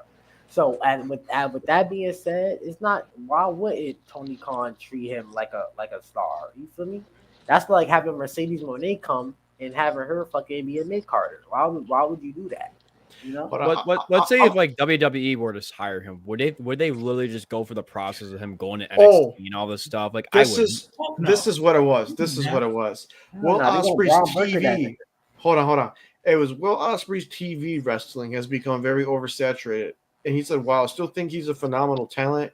he doesn't think that he's one of the best wrestlers right now on television. That's what it was. I misinterpreted it. on On television. television. All right, let's On move on. television. But I said don't matter no more. We all right. On television. That's what it meant. Okay, then That was one of the that Yeah, I was mean, one. you gotta dumb down your matches for the television crowd. What the nigga was doing overseas, that's not, bro. The American crowd, and I know is AEW, and I know they're like that kind of wrestling, but they think they like that kind of wrestling, but they don't. They like that gruesome. They like flashy shit, but they still like to get to the nitty gritty. They like when niggas bleed and get choked by chains. So with that being said, Will Ospreay has to dumb down his moveset. He has that. Daniel Bryan does the same. Every wrestler that comes from overseas that come to AEW or WWE, they're dumbing down their moveset because some moves get better crowd reactions. Shit in Japan they care about, they might not care about over here, whether they like the same style of wrestling or not. You feel me? So with that being said, I don't think that. I think that he still puts out great matches, but I do think he's reckless. That's a different take. But can I No, say? I think you're spot on about that. I mean, Yeah. you are really that was spot perfectly said. That was perfectly said. And to kind of help further your point, people on Twitter, when let's bring up this example I seen recently when Jacob Fatu no-sold the Poison Rana on SmackDown. Mm-hmm. Of course, there's AW people like, oh, well, when Will Ospreay no-sold, it's a problem. It's a problem because he's doing it all the fucking time. Orange That's Cassidy the same too. problem with Will Ospreay. He's doing a lot of the big stuff he does all the time. He needs to, like you said, he needs to dumb down his wrestling so that way when it comes to those big moments actually feel big. You know what also doesn't help too is when AEW is implementing this like whole regime where like their ring philosophy is way different than WWE's. And I'll tell you why. When I see every time, like in a beginning, like in some sort of like AEW match, you see like Wheeler Yuta and fuck like, Wheeler Yuta, you a bitch. Wheeler Yuta or some other wrestler, and they're just like doing nothing but like smacking each other like all the damn time. See, it's cool when you do it once, but then it gets like repetitive. Well, not repetitive, but it's just like it loses its like touch when you do it like so many times. It's like it happens all the time. It happens to a lot of Blackpool Combat Club matches where like Cassione, Wheeler Yuta, John Moxley. What do they do all the time? They beat the shit out of each other. They slap each other, which is cool. But it's only cool if you do it once. That's it, bro. And that's why, like, it gets, and to bring the point with Will Ospreay too. Some stuff at AEW, they like to oversaturate the fuck out of it. Like Lucha Libre, they love their Lucha Libre, bro. They love that stuff. Ricochet would, I'll be real with you, I think Ricochet would thrive in AEW. He's like the perfect like wrestler for them. Yeah. But it's not just about the wrestling. It's not about like these flashy moves and all that. It's also about how if the ring philosophy makes sense at the end of the day. Yeah. And that's my main problem and why I don't watch AEW. A lot of this shit is just illogical. Have you seen that match with BCC versus like the New Japan Pro Wrestling guys right before Forbidden Door 3? Yeah. That match was like, I can't really describe it. It just felt like it didn't make sense, if that makes sense. You know what I mean? Like, it's like, why is this one dude like, taking all these shots and all? It's just, it's oversaturated as hell. But going back to Will Ospreay, it's the same problem with the Young Bucks. It goes back to like the Young Bucks and Orange Cassidy. It's just like sometimes like they shouldn't be doing stuff what they shouldn't be, and it doesn't make sense. And as a wrestling fan that's watched wrestling for quite a long time, that has watched and grew up WWE and TNA and everybody else, it just kind of like, what are we doing? Yeah, it's too much. It gets too much some of the time. But let's see. I say let's do three more. I feel like for these last three, we should have like thorough conversations. Just knock it out the ballpark. End it off on a high note. So let's see. I'm gonna do that one. I'm gonna do. Hey, get my TNA one in there so I want to hear TJ talk about it. Hold on. We'll do four. Oh yeah. Oh shit! Hold on. Look at you. So we'll do TJ's first right here. Jey Uso's single run is overhated and is one of the best things happening in WWE right now. I'll say this right now. I love Jey Uso. He's so he? entertaining. That's the thing. Okay, this point is kind of and it's not even my main point.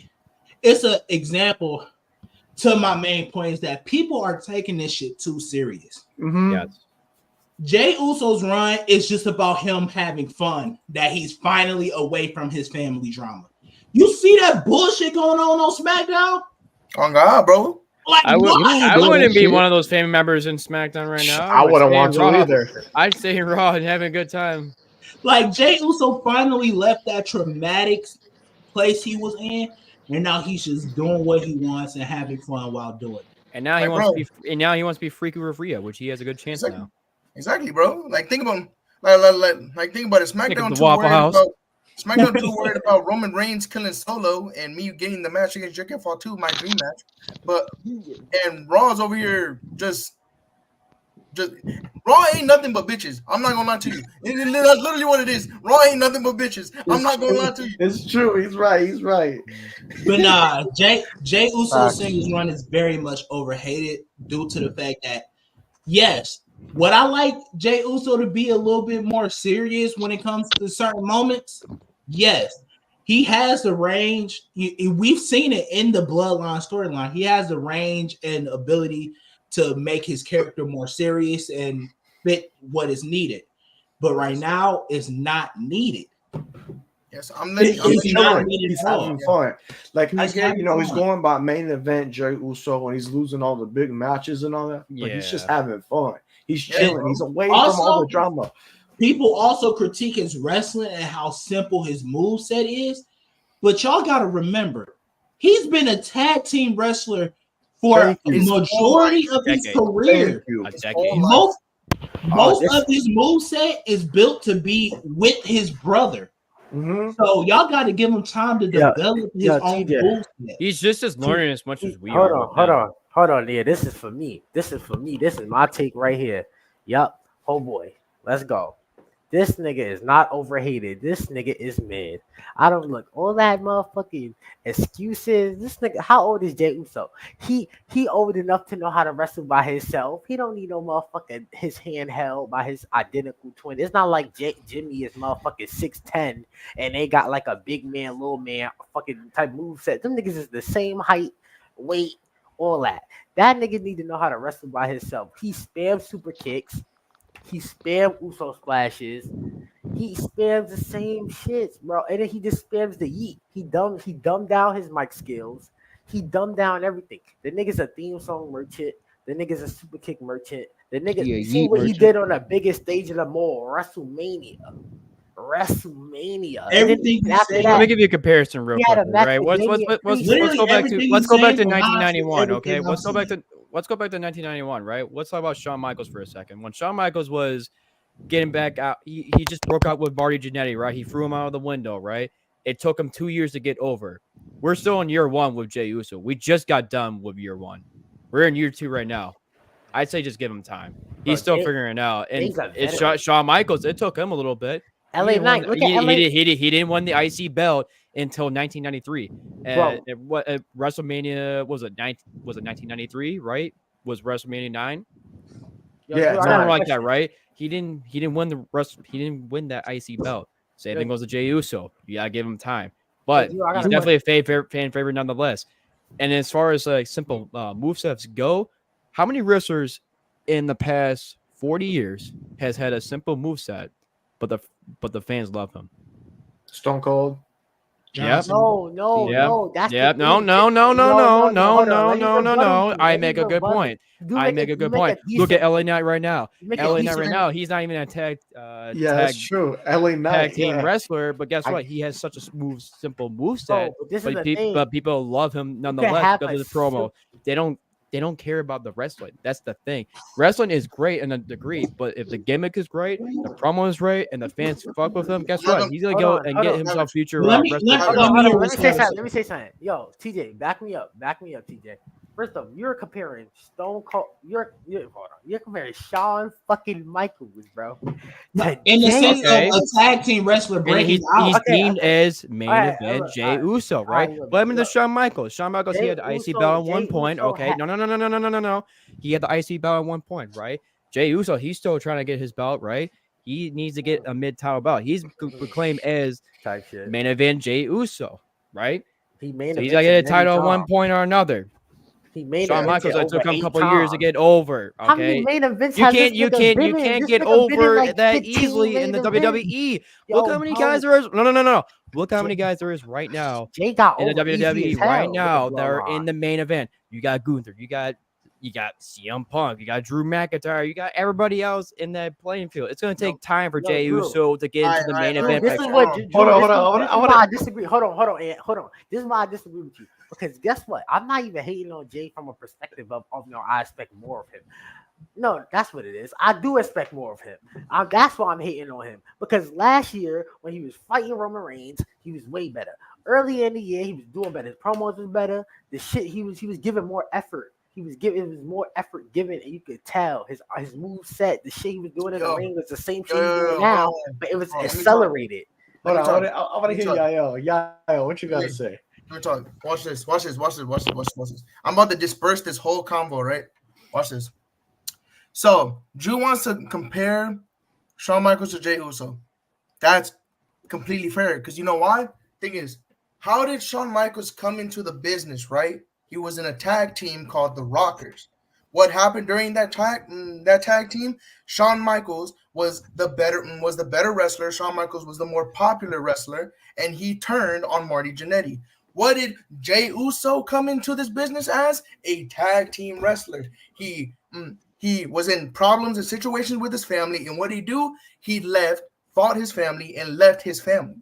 So that is 100% a valid take from Drew to compare Jey Uso to Shawn Michaels. Now, from the other thing, you said you're comparing Stone Cold to LA Knight. That's completely fair because you know what it is. Because you know what it is. Let's keep it $150. Stone Cold's moveset is pretty fucking basic. LA Knight's moveset is pretty fucking basic, but the crowd is behind him. His promos are really, really, really fucking good, and he has all the popularity in the world. That's what makes them very, very great and very, very phenomenal wrestlers. Think about it. I could be a basic as fuck wrestler. I could be basic as shit. But if I had the crowd behind me, if I can cut a really fucking good promo, then yeah, motherfucker, I'm really good in the fucking ring. Yo, let me rebuttal. So, go ahead. Okay, go ahead. If the nigga is deprogressing, TJ, how can you TJ agree with me? Listen, if the nigga is degressing, how can you sit here and say he's overhated? Because the nigga's getting worse. So niggas is not hating him because my point is because he's getting worse. Stone Cold hurt his neck 1996 by Owen Hart, but look where he was with that in 1998. No, he getting worse, bro. The nigga went from cutting an actual promo to saying yeet, yeet, yeet, yeet. Because it's working. It's working. You might not like it, but a lot of other people do. If people doing serious promos all the time, everybody's gonna be like, okay, bro, we fucking get it. Oh, this is what I got. Everybody not tripping off that. Two things could be right at the same time. It could be working, and it could still be fucking overused, dumbing down his character, and still regression. It's working, but he regressed his whole character. What? Really the same thing about Stone Cold drinking beer all the time. What? Nobody else could. What? That was in a completely overused is shit. But we still do it 20 years later. Because it fucking works. Savage, tell me this right. If Jey Uso is as mid as you say he is, right, and is as basic of a wrestler as you say he is, and he's really mid, right? I say he was, and hold on. No. This is what you said. No. This is what you said. No, Ian, what did I say? Let me talk. You said Jey Uso was mid. Yeah, that's what you said. That's what you said. No. Let me talk. Let me talk. If Jey Uso was mid, like you said he was, and you said his moveset is mid, like you said he was. Now, hear me out, right? And teacher, hear me out, right? In every single pay-per-view so far, who has had the most pop in that entire pay-per-view. What the fuck does that have to do with him? Who has the most pop in that That entire have to do with him pay-per-view, right? being there. What is him coming out having a good who has theme the song biggest and a pop? good chant Who and a has the good biggest pop in every pay-per-view? If he's so mid, what right? is him getting No. getting a pop Just because of let his me theme talk. song have to do with him being not a mid wrestler? Let me talk. And let me know right now. And in every single pay-per-view, who has the most pop and who has the crowd the most over during every single Cody Rhodes, if you want to be honest, dummy. So it's not Jey Uso. It's Cody Cody. Rhodes. Hold on. He's is not Cody. wrong. It is Cody, but if we're just like besides Cody, like when it comes to somebody else, CM Punk. Yeah, we fucking hate Cody though. Fuck that motherfucker. Everybody. Everybody. Think about it. He's calling a top merch seller fucking mid. That's fucking crazy. My nigga, what the fuck does selling merch have to do with you, the nigga being mid? This nigga, you're saying this nigga is mid when he's selling merch. He has the crowd behind him. I don't give a fuck how mid his moveset is. yo, we're gonna have to agree to disagree. We're gonna have to agree to disagree. Yeah, bro. It's not Give us 5 minutes. Let me cook him because I love when he get hyped because he don't know what he talk about 9 times out of 10 and he got to look up everything on Google. First and foremost, a nigga could be mid and still sell merch. A nigga could be dumbed down and still have niggas chanting his theme song. What is any of that take away from the what I'm saying? You're saying something completely different, but what I'm saying, you hold on. So you're telling me this? You're telling me Angel Garza is selling merch? You're telling me the LWO? We're not talking about them. We're talking about Jey Uso. It says Jey Uso. No, because you said a nigga can be mid and sell merch, right? Bro, why are you bringing up other people? Right? We're talking about Jey Uso, bro. I didn't say nothing about nobody else. Hey, I'm talking about Jey Uso. I got a W idea real quick. Just kick both of them. Kick both of them at this point. Title listen to Chris, this. No, we're not kicking. Chris, Title listen to They're this. debating, bro. They're having fun, bro. They're not getting. They're just having fun. It's not getting crazy. You over Cause here, you making dad jokes and shit. We over here talking about wrestling. You shut up. Oh God, bro. Listen. Or what? Or what? What you gonna do? Mute me for an hour in the Discord? You're not gonna. All right, chill. But hey, I want to say this about the moveset. What did you say about his moveset? Like straight, like you said, it's regressed.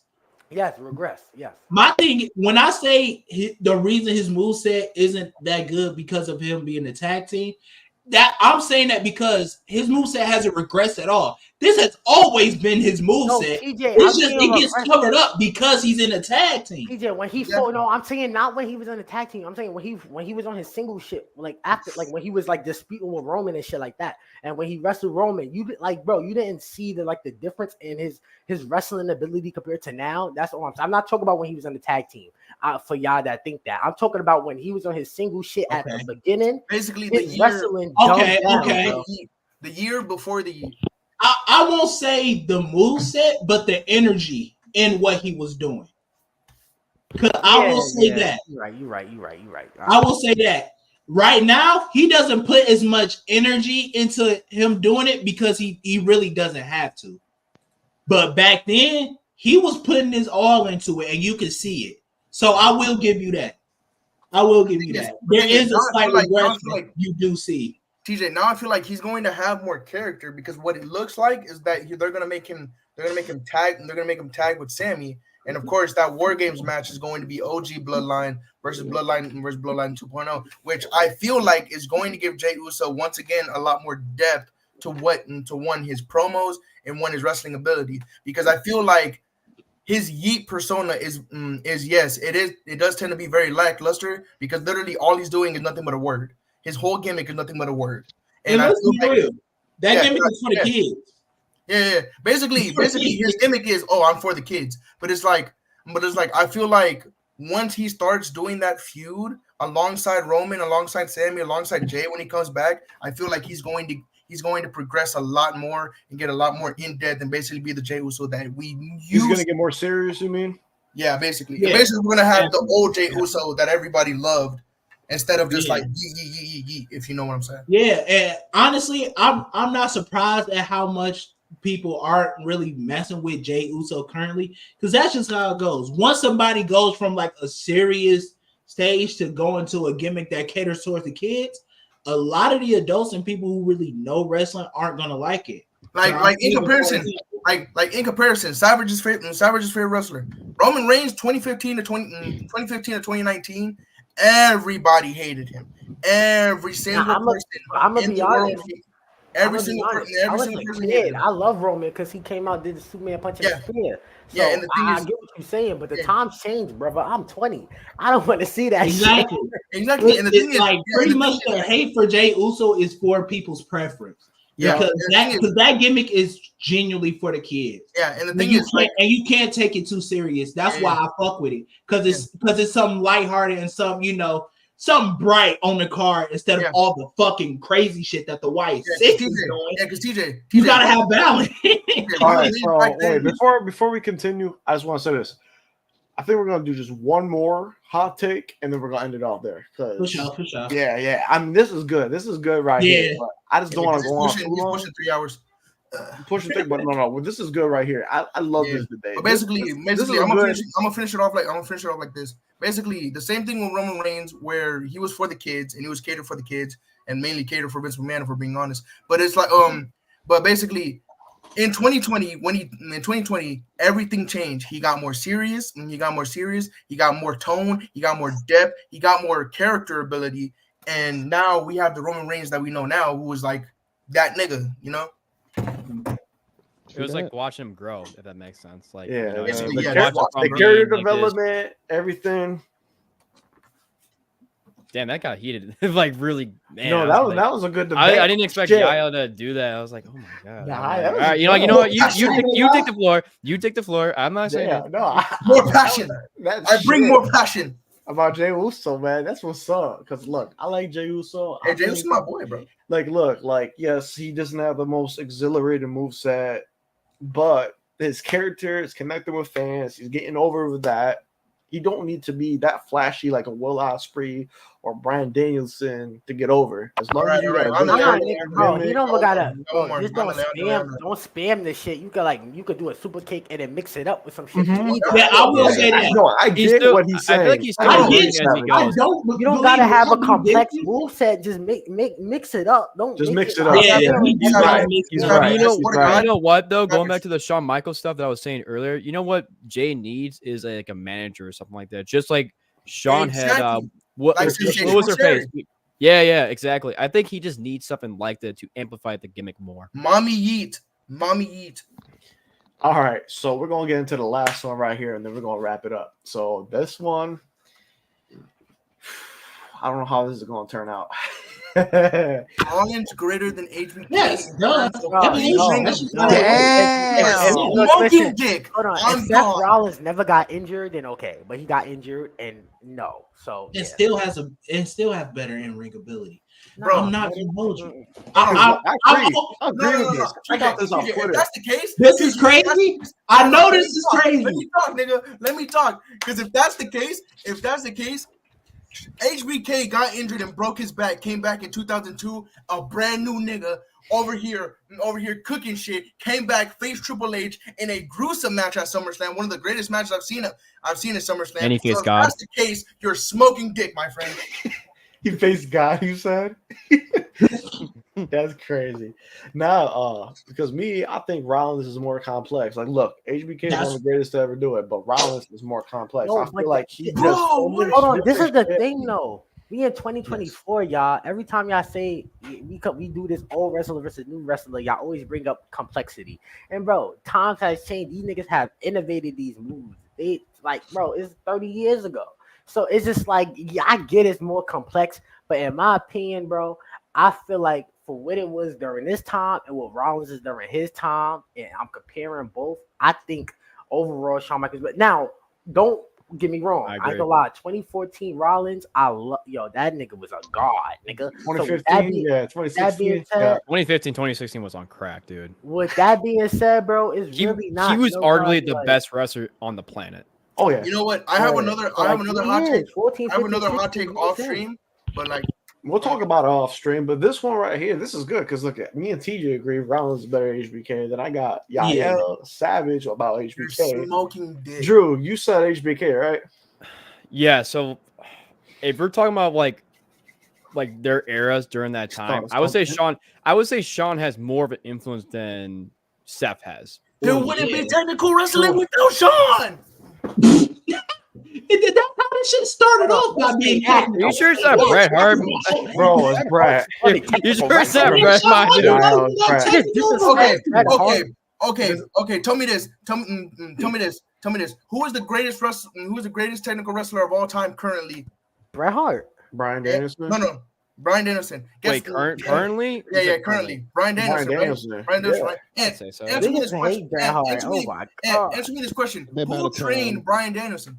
Doesn't matter who trains him. No. Answer me the yes. I mean, answer me the question. it's Sean, but at the same time, All right, it doesn't matter. My point is proven. Wait a minute. No, that's not how it works, You bro. said there wouldn't be technical wrestling without Sean. When there's If that's the case, then Daniel Garcia is gonna be the next fucking learned technical it wrestler because that means that he got trained by Brian Danielson. Yo. That's crazy. Bro, put it into terms. Like this. If you had Wesley turned heel. Yep, I saw that. what? Holy shit. Wesley turned heel, Yep, Yup. he turned heel on his boys. What? you turn on the Rascals. Yeah. Yep. I'm done watching NXT. I'm not watching this shit no more. I'm not watching this shit no more. Oh, Fuck NXT. Fuck everything it stands for. Man, fuck Shawn Michaels. He a whole bitch. I'm on, bro. Hold on, bro. Where am I gonna? I'm about to go shoot somebody. Hold on, bro. Dude, that was out of the blue. What the fuck? I know. I literally turned around for like 3 minutes, Hold on, and bro. now I see just Wesley just beating the shit out of these guys. What Wow. the fuck? That's crazy. Hold on, bro. Because it's about to get active. No, but no. This is what I'm gonna say right here. I think we're gonna make this a debate. I think we're gonna end it off here. We're gonna make this a debate. I want to make this a debate right here. Who's better than Roman? All I'm gonna say is this: put Prime HBK. Let's Prime Rollins. compare contrast their I'm gonna best leave it at that. matches. Can we do that? We can, like I said, we could figure out we all collectively, so we get groups. So we get this team Rollins and then team HBK, and have a debate. Get a legit unbiased judge. We will make this a stream this month. Y'all want to do that? Yeah, that's a bet. Yes. I don't have a We can do that. fact, though. Realistically, Honestly, TJ, we got to get somebody for Team Rollins. honestly, Ant, we might It's have War Games. Wait, Yael, you want to make this the debate for the 20th? We could have this be the debate right here. We could have Team Ant versus Team Yael. So Team Rollins and Team HBK. Yeah, Yeah. that's it.